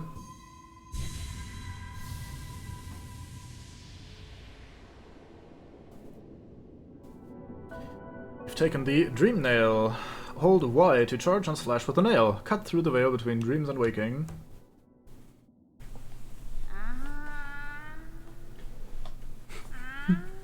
This guy's fantastic. We like this guy. Alright, mate. He has a fantastic voice as well. It's the Seer. Ah, you've returned. Welcome back to the waking world. Those figures, those dreamers, they reached out with what little power they still have and dragged you into that hidden place. But the talisman you now yield, the Dream Nail, it can cut through the veil that separates the waking world from our dreams. Even the dreamers themselves cannot hide from such a weapon. Though I must admit, that sacred blade has dulled over time. Together, perhaps we can restore its power. You only have to bring me essence. Essence, the precious fragments of light and the precious fragments of light that dreams are made of. Collect it wherever you find it, and bring it to me. Once we have enough, we can work wonders together. Go out into the world, wielder, hunt down the essence that lingers here. Collect 100 essence and return to me. I'll teach you more. You are still unpracticed in the way of dreams. Collect 100 essence with the Dream Nail. Visit me again. We'll share what little wisdom I have. Essence can be found. Oh, oops. Essence can be found whenever dreams take root. Thank you, Twitch, with the delayed thingy. Have you seen them? Those whispering plants that grow all over this old kingdom? I believe there's one just outside. Why not strike it with the Dream Nail and see what happens? So those weird trees that we saw before, we can hit those with the Dream Nail to... Oh, fuck. Didn't mean to talk to him again. We can also do other things with the Dream Nail. We can strike him, for example. What are you doing, poking about in dusty old mind like mine? Nothing of worth is hidden inside, believe me. But keep probing the world around you with your Dream Nail. Hidden things will reveal themselves. So basically, we can slap people with that to enter their minds and read their minds briefly. Yeah, I hope to find my worth in the waking world at some point. So we're with the Resting Grounds. Resting Grounds have a fantastic soundtrack. Also, we have trees. We hit tree with Dream Nail. Then our essence appears and is split or scattered all around the room, and we collect these. I really dislike this. This is one of my least favorite mechanics in the entire game, funnily enough, because I think that it's entirely just tedium rather than like an interesting sort of thing. We have a hidden room here. I think there's a thing we can grab. Yeah. We get the Dream Shield, which is a charm.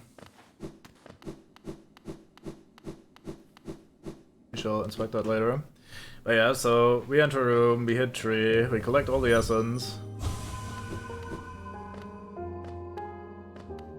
Also, a fun detail, notice how the music was not resetting just because we left the area. Actually remembered where we left off and continued from there.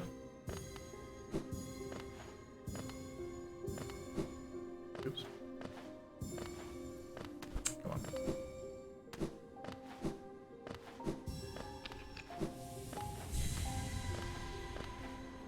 So, once you've collected all of the essence from a tree, it goes ding, and then you go all the way back to the tree. You can hit it again, and learn a thing or two. Dead remembered, penitent moth, dreams revered. So there we go, that's our lore, I guess. We also have a stag station, that's much more interesting. We missed Cornifer here. Not sure if I've ever managed to catch him here, now that I think about it. Oh well. Sorry I missed you. If you're feeling lost, why not pop up to a store in Dartmouth and purchase a map of the area, available now for an excellent price. Quickly rest so we can do things. This might be the only stag station that doesn't require a toll to activate. Ah, many stag stations have been opened. Again, I can travel the breadth of this kingdom. So many grand thoroughfares. I don't remember that word. Anyway, so many grand thoroughfares and old sideways I'd forgotten. Somewhere amongst the lines lies the Stag Nest, the place where I was born and raised. I thought its location lost to my failing mind, but now I can almost remember the path. If you keep opening stag stations, beckoning me through them, perhaps I'll again find that nest. I would like that very much. The Resting Grounds. Passengers would come here to conduct rituals for those who had passed on. Not anymore though. Perhaps the dead conduct their own rituals now. Yeah, that's a fun thought, isn't it? Yeah, we'll do a little bit more and then we'll probably call it a stream. Yoka. Nesting grounds of the stags. For some reason, not sure why that rest on Yoka. Oops, no fuck. I think there was a path there again. I missed. Yeah, climb back up, it's no problem. We do that. Alright, it's just a bit of soul. So there's a thing here we can break. Fairly obvious. I think that's part of what the game was doing with the tree. Pointing us to the thing that we can break. This leads back to the resting grounds. This is where we got slapped by these guys earlier. We inspect this again, but this time they don't strike. Guess they've expanded their power. What level do they have left? But as the map was, or the game was suggesting, we now have their... Alright, we didn't actually buy the map, we had to go to Dartmouth to buy it. Oops. I guess we'll go do that. Let's go do that. Up here, and then here, and through here. Nope, one higher.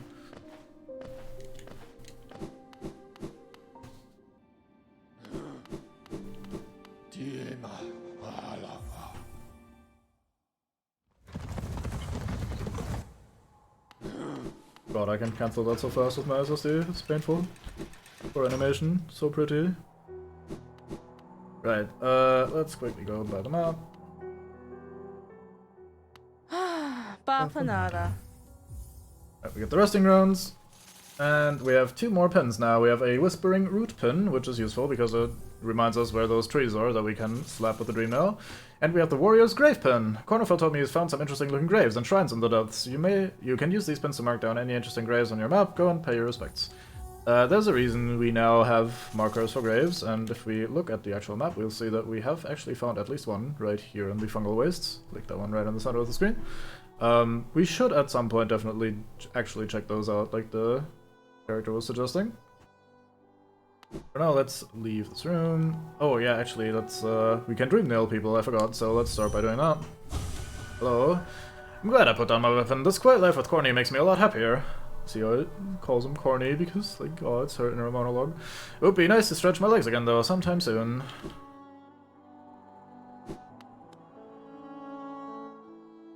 Alright, what do you dream of? Maybe I don't even want to know that. White Wanderer, don't be shy. Cold outside, bed is soft. Yeah, let's immediately fucking leave. Goddamn. To descend into that ruin. Why? Things are so much simpler up here. That is very much a dialogue for you. Wherever you are, whatever it is you do now, I hope you 3 are looking after yourselves.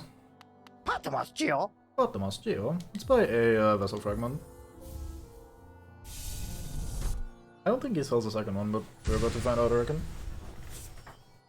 Patmos Geo. Nope, he does not. Alright, cool. Actually, let's buy the rest of his stock as well. Maybe something happens if we buy out all the things, I don't quite remember.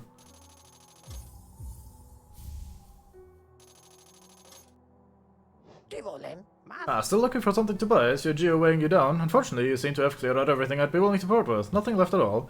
I think there might be a few old trinkets down in my storeroom, but I lost the key a while ago, so no more business between us, I'm afraid. For now, at least. Get out of here and let me spend some quality time alone with all the geo you've gifted me. Oh, come on, yeah? Come on, yeah? Right, let's have a chat with you. Did you see that tall cliff beyond the town's graveyard? That's only the base of a much larger peak. There's mines and machinery and all sorts of valuable rock forms inside. Many a traveler through Dartmouth headed straight for it. So, again, his role kind of crystallizes over time. He's meant to, like, give you pointers into, hey, you haven't been there yet, maybe you should go check that out, wink wink nudge nudge sort of deal. And I think he does an okay job at that. Right, let's actually check out the resting grounds real quick. They are up here. So our elevator was from down here by King Station, and it led us all the way to the resting grounds. We seem to have explored the right side of that fairly thoroughly, although, if I remember correctly, there was the little grave to smash below the stack station, so we should check that out at some point as well. Here's the Blue Lake. As we can see, it leads up to the left side here by the Forgotten Crossroads. We'll cross that properly a little bit later, but for now I think... Well, we'll either do one more area, I'm gonna call it a stream.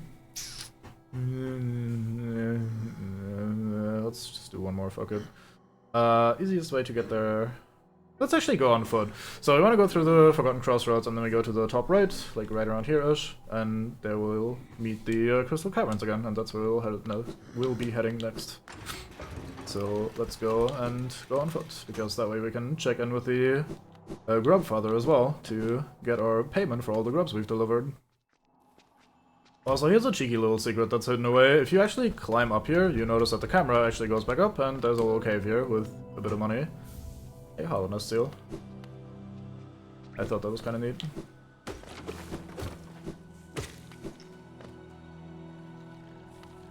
Actually, we have a bunch of stuff to do. We can go up here, for example, now.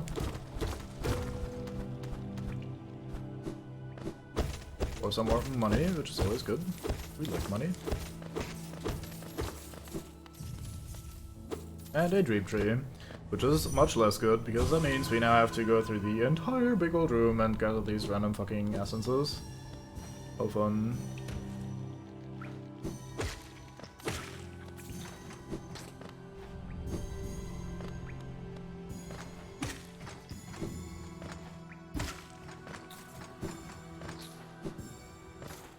I would mind it less if they were laid out in a way where you just get whatchamacallit, where you have one path to follow through the area, like one trail of them that leads to the entire area and allows you to pick up all of them.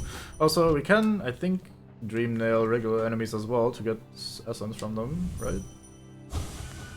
Eat when? No, we don't get essence, we get thoughts. Okay, well, that's not a lot of thoughts in this little creepy crawly guy. But alas. Also, sometimes when we kill an enemy now, we randomly get a point of essence as a, like, sort of rare drop, if you will. So that might sometimes flash and appear as like, oh hey, you got some essence. I hit the piece of debris instead of him.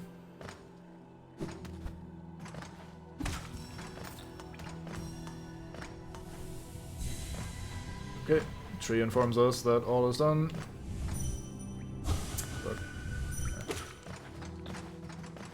We'll not run around and try to get the thoughts of every enemy in the game. I've never done that, and I don't think I ever will, because that seems exceptionally tedious. It is a nice, fun little thing, though, that you can strike them and get an insight into what's left of their brains. Alright, tree, what say you now? Twisting paths, traveling masses, vessel sealed. Good, good. Very good. Look at all these grubs we rescued. Still plenty to go, but hey, progress. We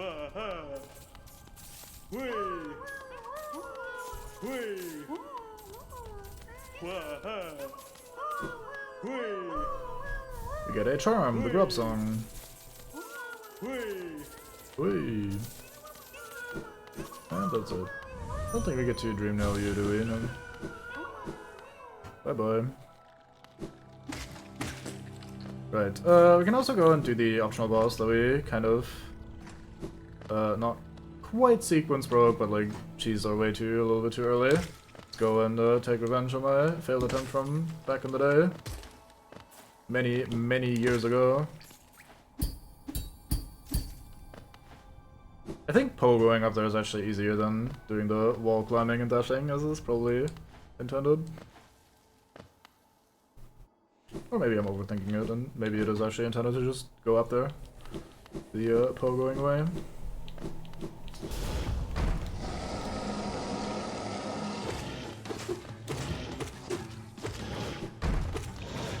So this is now much easier, because we have a little bit more damage, of course, but most importantly we have the dash. So we can actually just go over this thing whenever we need to, and we can move away from projectiles and just dodge under it if we need to and stuff like that. I think the dash is kind of something you're expected to have before fighting this thing. It's not impossible to defeat otherwise, like we got pretty close when we were doing that in the past, but it is kind of a much more enjoyable fight when you can actually avoid attacks rather than having to face tank some of them. So, this drop's nothing of import, but a heart piece. It's just a fun little side boss. For the exploration savvy.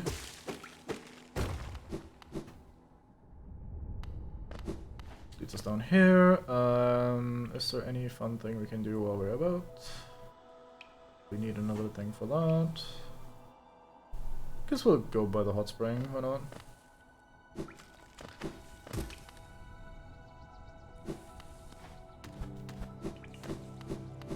Can I please jump for the love of fuck?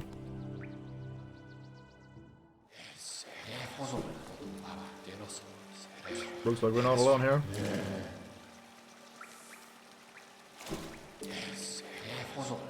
I like how they stop mumbling and give us the stink eye when we also hang out here. Hello friends, what do you think?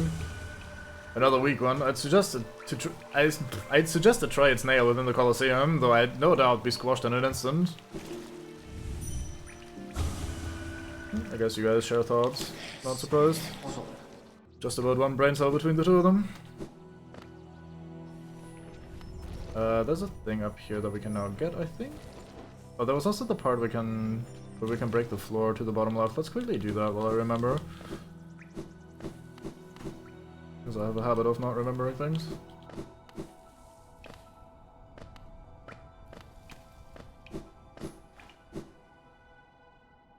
It's right here. I don't remember where this leads, so let's find out together. Oh, this room. A fossilized gome wedged into the rock. This gives us an entry for our Hunter's Journal. The Hunter's Journal is not just for enemies we actually kill, but just like as a sort of bestiary in bestiarium or whatever in general. So it even has information for like fossilized enemies like that we otherwise can't actually encounter. There's a few of these, I think 3 or 4 within the game, where you inspect a corpse or something, or some fossilized remains, and your journal is like, oh yeah, I remember this thing, and there you go, you now know about the thing. It's mostly for enemies that you can't otherwise kill. Like, I think that's supposed to be the type of worm that we're about to encounter as well. And those are invincible, so, like, these worms. We can't kill these, so how would we get the journal entry? Well, simple, we get it from the fossilized remains that we just inspected.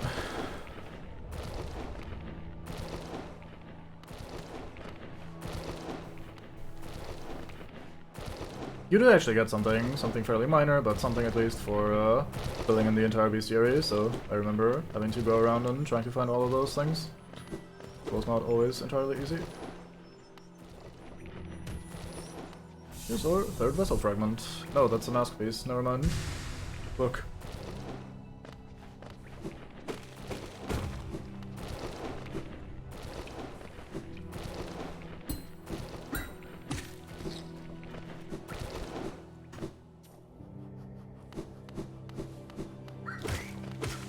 So, while we're here, let's go back to Saluba and buy more charm slots, or charms in general.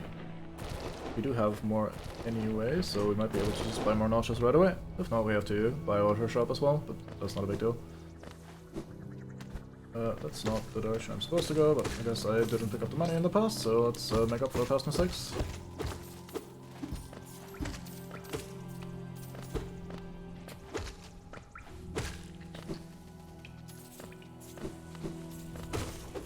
Oops.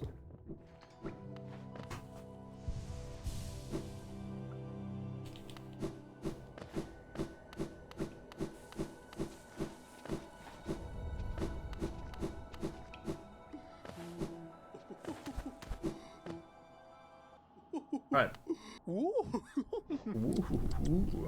We should buy the quick focus charm because that one is quite strong. We need one more so we can buy the charm notch, so let's buy... Actually, let's just buy out her shop so far. Why not? We have the money right now, may as well spend it in case we otherwise accidentally lose it. I'm not in the habit of losing money in this game, but... better safe than sorry. Right, let's have a check. We have... let's unequip this, so since it's like not terribly important, the other ones maybe we'll keep around. I mean, these are kind of mandatory, let's have a look. We have Quick Focus, charm containing a crystal lens increases the speed of focusing soul, allowing the bearer to heal damage faster. It is very useful for certain boss fights. Then we have the Lifeblood Horde. When resting, the bearer will gain a protective coating, or a coating of lifeblood that protects from a modest amount of damage. We picked up the Dream Shield, a defensive charm once wielded by a tribe that could shape dreams. Conjures a shield that follows the bearer and attempts to protect them. That actually looks kinda neat. So, like, this thing circles around you. I think it blocks projectiles, and it might do contact damage to enemies, I'm not entirely certain. This also has synergy with other charms. I don't think we have any of them. Not with that one. Probably not with that one. Yeah, I think there's other ones that synergize with that, but oh well. We can equip these two, and now we have very big attack range, like that is quite far that we can now strike things from. I'm not sure we're gonna do that because that's kind of boring. I'd rather like do fun things. Here's the Grub Song, we just got that from rescuing enough grubs. It contains the gratitude of free grubs gain soul when taking damage, so instead of only when attacking, with this charm you also gain a little bit of soul whenever you do take damage, so it's kind of helpful to keep you alive if you're in a fight where you can't reliably avoid taking damage. Let's show off the Fluke nest, because the Fluke nest looks pretty funny. So our spell normally, you've seen it enough, and now this is what it looks like. You just shoot out a bunch of these flukes. It kinda shotguns pretty nicely, so if you're close to an enemy and you do that, it does a decent amount of damage, but it's also like a little bit, you know, hit or miss. The fact that it doesn't fly in a straight line means it is not quite as good at range. Also, we have this charm, the Heroic Order one. There's, I think, 1 or 2 interactions in this game that change if you're wearing this charm. I don't think it does anything combat-wise or in general, but it's a fun little charm either way. I wish I could also equip the Shaman Stone in addition to the Fluke charm, but alas. Guess we'll just equip Dash Master and call it a day. Or we could not do the Fluke charm and instead do extra range. Or the shield. One thing I dislike about the shield is that we have another thing flying around us then. Like, this is kind of distracting a little bit. Like, while I'm moving around dodging and things, like, having a look at the shield moving might make me think there's a projectile or whatever. So let's just unequip that and just be boring, equip range. Right. Anything else we're gonna do while we're down here? We still haven't found the thing for the train station. Could have gone there a long time ago, actually. Man, we had a lot of options. I'm kind of just choosing willy-nilly. I guess that's fine. Alright. We shall go to the Crystal Caverns then, or the Crystal Peak or whatever. I forgot what it's called. Which is also where the game kind of wants us to go, according to the Elder Bug. Wait, is that? I'm dumb, I could have taken the path before. Oh well. Not that it matters too much.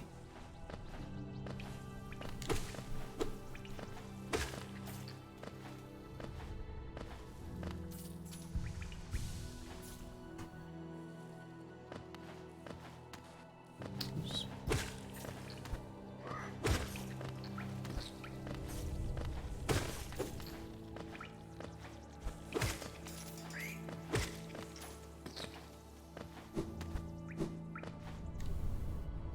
I think that was the dark room on the right?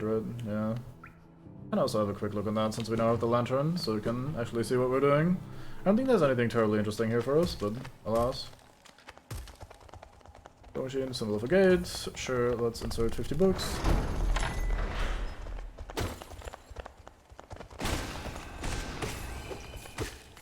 There's new enemies that we don't know yet. We're gonna get more intimate with them though, because they tend to live in this area that we're about to enter.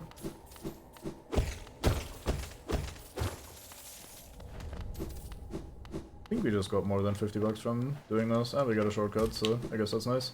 We'll encounter the other side of this door by going through the path naturally. Let's go where I am kind of expected to go in, which is the top right area. Get to re-encounter an NPC that we talked to a long time ago.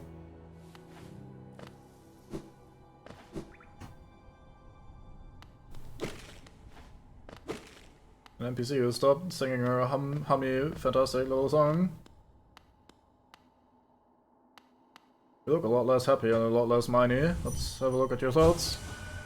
How much longer? Kill it. How much longer? Dangerous. How much longer? Kill it. How much longer? Kill the empty one. How much longer must I dig? So it seems like this poor gal who's mining happily away is having intrusive thoughts about killing the empty one. Probably me. Bury my body, cover my shell, with meaning in darkness, yet here I remain. I'll wait here forever till light blooms again. Bury body, cover shell, darkness, no meaning, dangerous, still remain, light again. Yeah, it's not doing terribly well. I'm sure she'll be fine.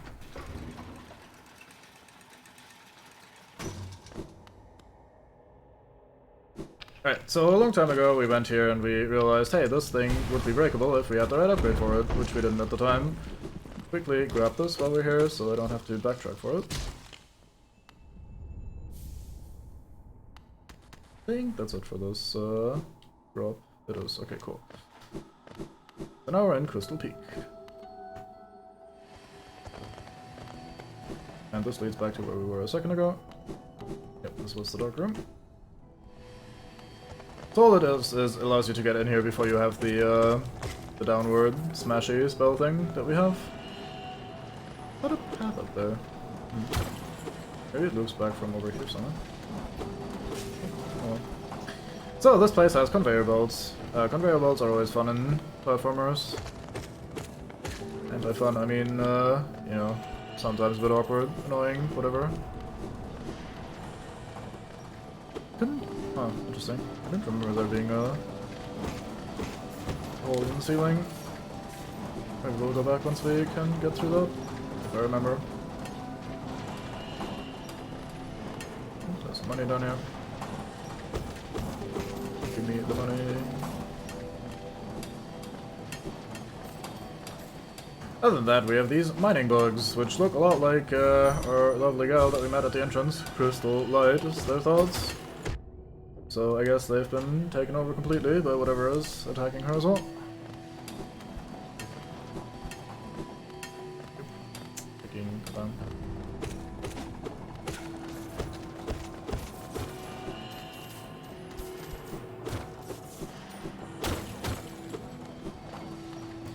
Two paths to go, right or top, let's go...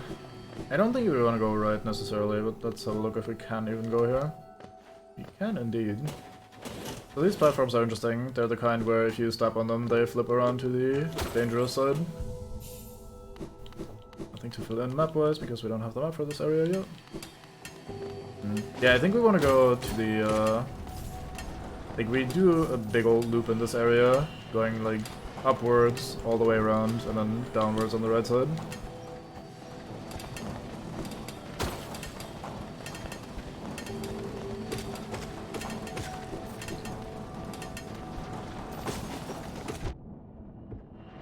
Oh, right.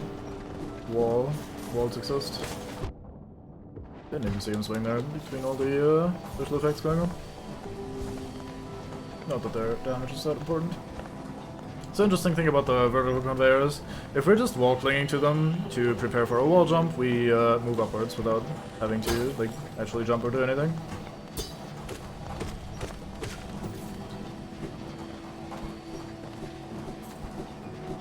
Let's have a look in here.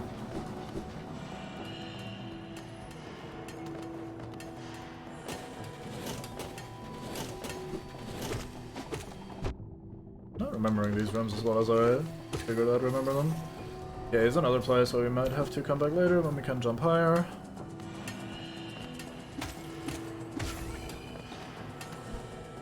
New enemy type. Should loop back down to the other room that we didn't fully cross. Yep, it does. Good. Guess we'll quickly explode this while we're here. Use magic OP. Again, we're basically Dark Souls. So these guys shoot projectiles. I just happen to time my attacks perfectly to reflect their projectiles as they're shooting it. Yep, like that. Except this time I didn't time my attacks well. Where's this lead again? Oh right, this is the same room, just from the other side. Alright, cool. So we go back up.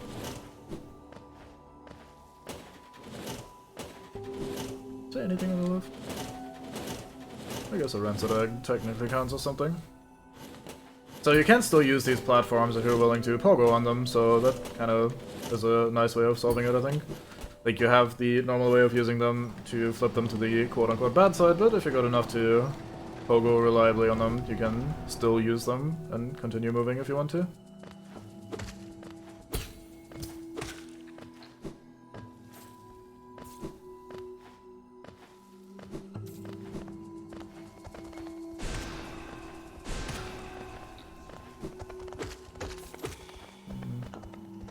But unfortunate. You're just patient. It's fine. Everything's fine. Oh, we can't make that yet, can we? I want to go down. Yeah, I should have just stuck with my original plan of doing the big old loop like I described.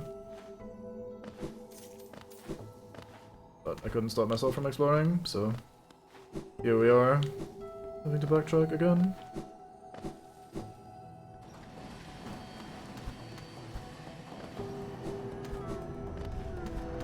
Here we grub. Don't think we can get there yet. Looks like we access that from the top right.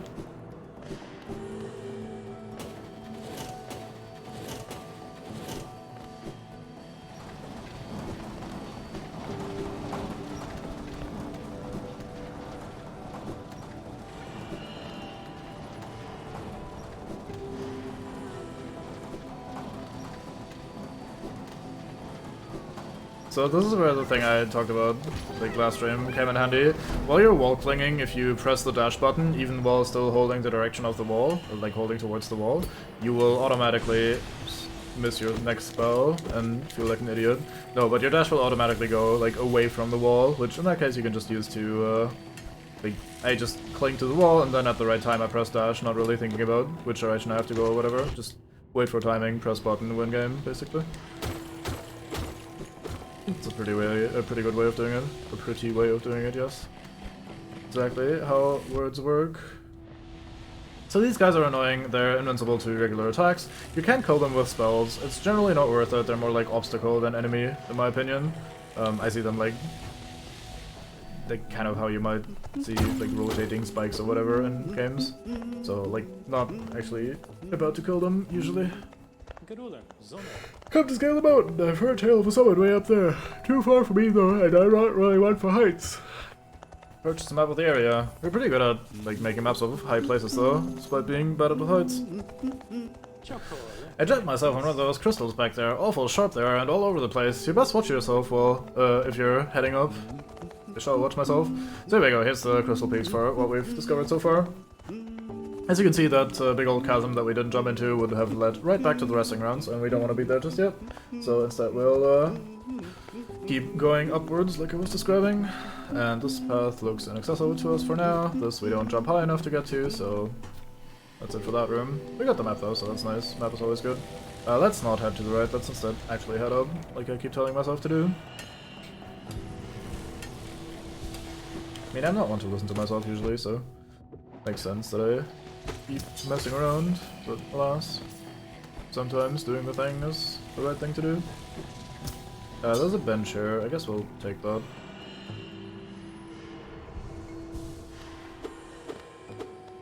Looks like this bench is occupied, I'm sure that's fine.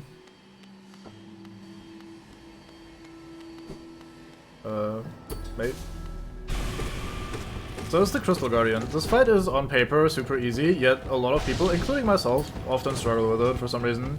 This is not a difficult fight, but something about like the simple way it like attacks and like you can't really, or it shouldn't be difficult to or easy to fuck up, but it is. I don't know why. You also don't have time to recover. I guess that's the hard part, technically.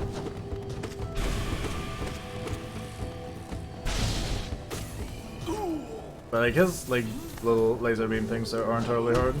He flees upways. I'm sure that won't come back in the future. Future being once we can climb up there, which we can't for now. Let's keep going up though. I just wanted the bench because resting is fun.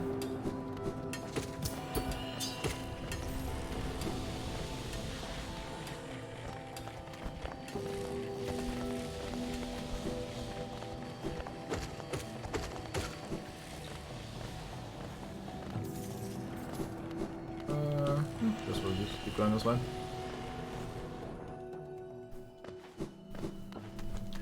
Music changes, the mechanical drum heavy part is fading. Also, hey Quirrell, long time no ask. I should have done this earlier to another NPC as well. These winds cry lonely, better the comfort of a rock above one's head. Ah, quite a view, no? I'm not surprised you survived the trek through these shimmering caverns. There's an air of strength about you. I suspect it would be quite intimidating if not for your small stature. Did it sadden you to see those miners below, still laboring at their endless task? Even overcome, strong purpose has been imprinted upon their husks. The crystal ore is said to contain a sort of energy, not as powerful as the soul the city dwellers harness, but far less lethal. Strange to know such ancient facts. Wonder where my knowledge comes. From where my knowledge comes. Ah, this high vantage, I can just make it out. The light from that sad little town at this high vantage. I doubt its residents would even comprehend the scale of the world that surrounds them. Small it seems. So small it seems. I really can't read today. Fuck my life. Anyway, we'll just move on. Pretend nothing happened. I can read, I promise.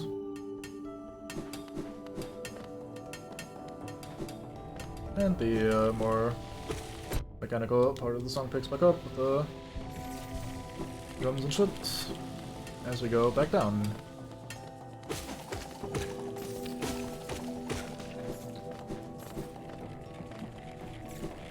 Oh, this room, right.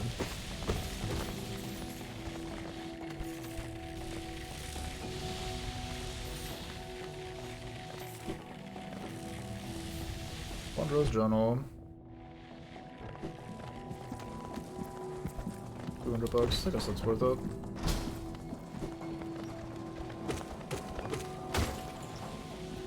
So as I was saying earlier, we're now going back down the mountain, so we kind of came up on the left side and now we're going back down on the right side, and that's kind of how the area is kind of meant to be explored. So trying to head over to the right side was kind of a waste of time earlier, since we had to do the sort of switch anyway eventually.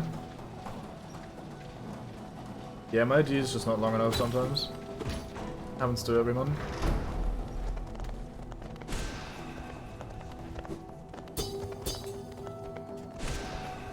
Fucking goddammit.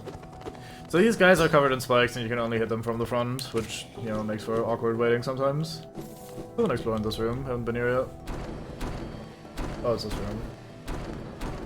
I can't go through that side, so I guess we'll go this way.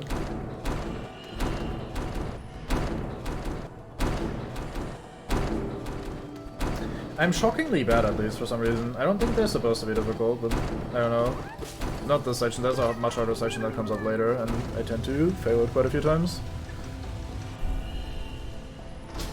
Very elaborate mechanism for a single switch. I guess it also turns off the stumpy bits.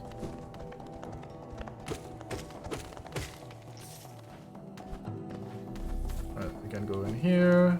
It has an up and a down.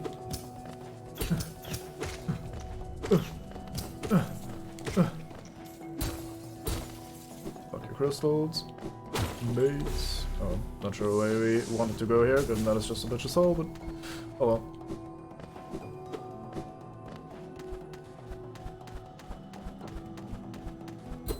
Oh wait, am I dumb? I might be dumb. Can I not go that way?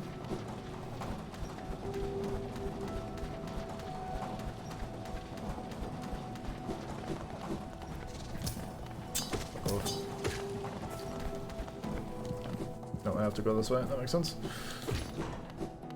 And this leads back to the bench from the other side. Like so. Again, music fades out slightly with the intensity part as we're at the resting place. And starts picking back up once we're back in the more action-oriented place. Find a little detail in the music. Ah, here we go. Let's look for the place to get in there.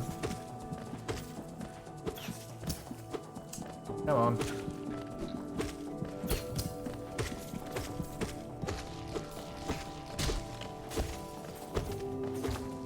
Now we have another very important Rancid Egg.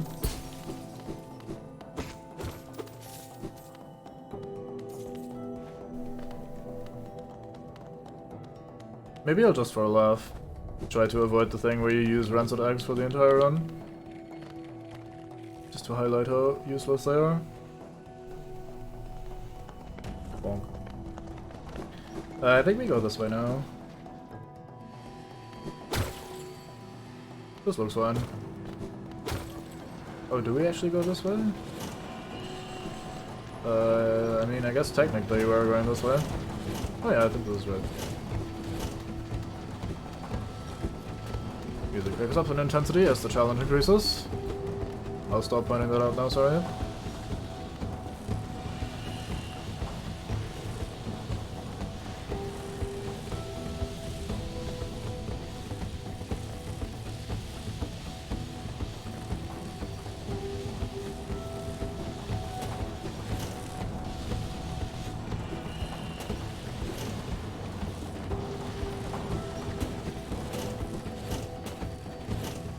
gotta be cheeky and go full ass.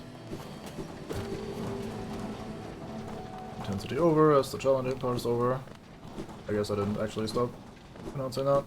Oh well, here we have one of these rowboats that we saw earlier, and that's pulsing. I wonder if we get something cool in here. This seems fine. And we pick up the crystal heart. We even consume it seems. We hold left trigger while on the ground or clinging to a wall to concentrate the force.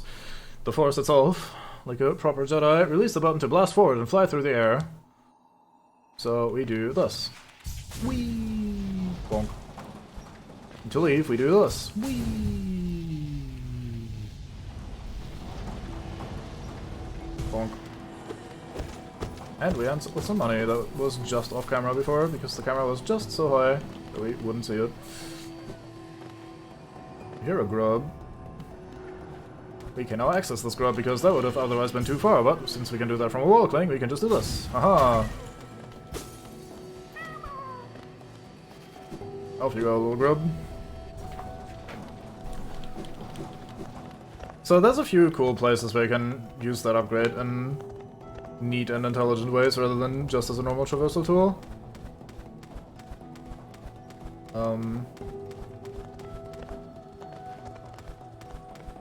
I don't think we've seen too many of those yet, but anyway, it's a fun one to have because it allows you to go quickly from A to B, and I like going quickly from A to B.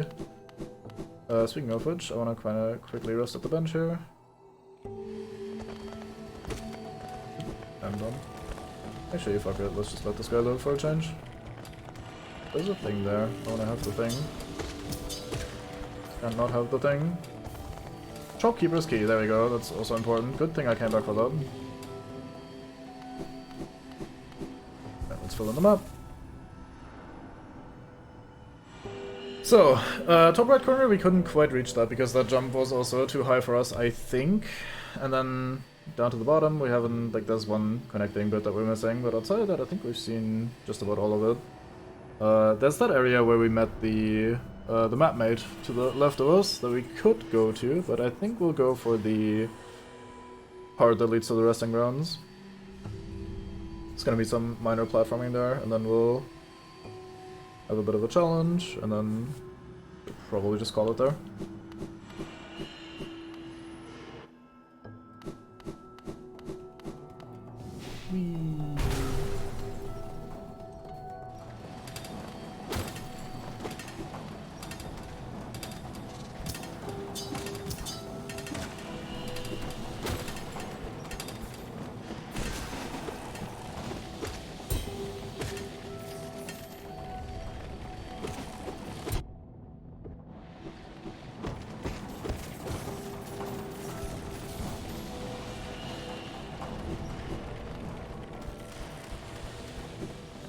Oh boy, that's a lot of them. Just shoot them, I guess. Much easier. Magic OP. This rock is full of magic.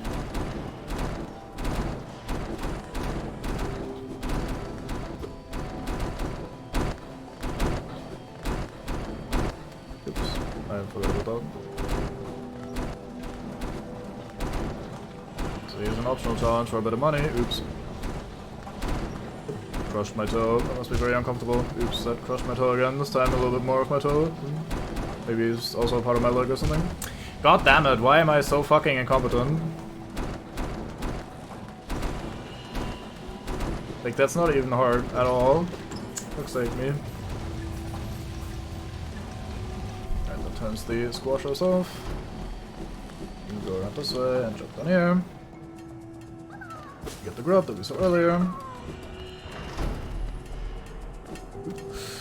Let's not quite end ourselves on this man.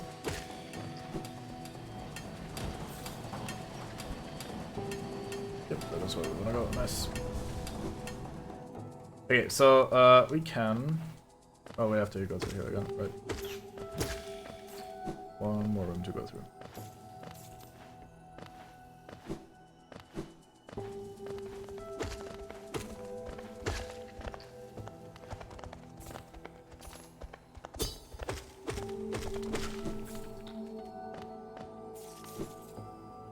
Okay, so last time we were here I was like, nah, let's not do this just yet because we couldn't make it across, but now we can fly, so we can make it across. So now we get in here. And this place is interesting. It's one of the first of its kind for us. We haven't seen or been to many of these places, and there's a few of these in the game. I think we want to go left from here. I don't quite remember. Say left and I go right, like a proper smartass. Okay, neither. So this is a Crystallized Mound. This is kind of an extra challenge area, and it will give us some fun stuff to work with, though. Like, there's a fun reward here. Also, I will probably die if I play like that. That was not exactly good. Let's try that again. Fuck's sake. Oh, there's two of them, that's why. I thought, how the fuck did he shoot so fast? He had already missed me once. He just shoots again. It makes sense if there's two of them. Oh fuck, I didn't mean to fall. Who would have thought? Very exciting commentary, isn't it? Like, oh yeah, this moment where I just got hit and almost died. That was not intended. I would not recommend you do that.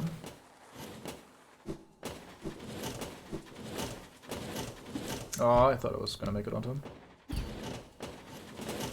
Common thought for a lot of people, I reckon. That was probably the worst place to pick to heal, but we got away with it. Okay, I might actually die in here. I'm pretty clumsy when it comes to this, so let's try to focus a little bit.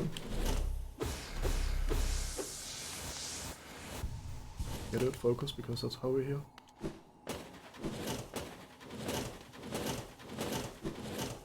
There's a path to the left. Maybe I should take that first. I guess the right side looks a bit more like obvious intended route, so let's take this one, which might be the optional bonus route. Nope, it's the intended route, never mind. We take the right side then first. I guess I want both ultimately, so I may as well do this while we're here. So again, we see one of these snail shamans. So we just free him. And then this happens. Get filled with darkness. And now our descending or desolate dive has been upgraded to a descending dark. And if we do that, we strike the earth with a burst of power. The description doesn't really make it clear what's different, but once we actually use it, it's fairly obvious. You get a bit of a bigger kaboom every time we use that ability. Let's also explore the upstairs area then on the right side here. Oop. Damn it, that was the easy part that I fucked up. There you go. I should have waited until the platforms flipped. I know, I was so eager there. Oh well. Alright, we got the things. Time to leave.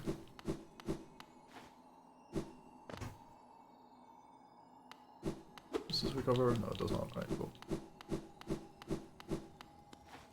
Back down we go to the resting grounds. Hey, there's a platform there, wasn't there? I'm sure it's nothing important. So did we get 100 essence yet? I don't think we did we? No, we're at 50, that's not great. Oh well. We'll call it here anyway. Quickly head back to the stack station, so we have a bench to rest on. We can also get some soul back, so that's nice. I don't need to do that if I'm about to rest, oh well, oops.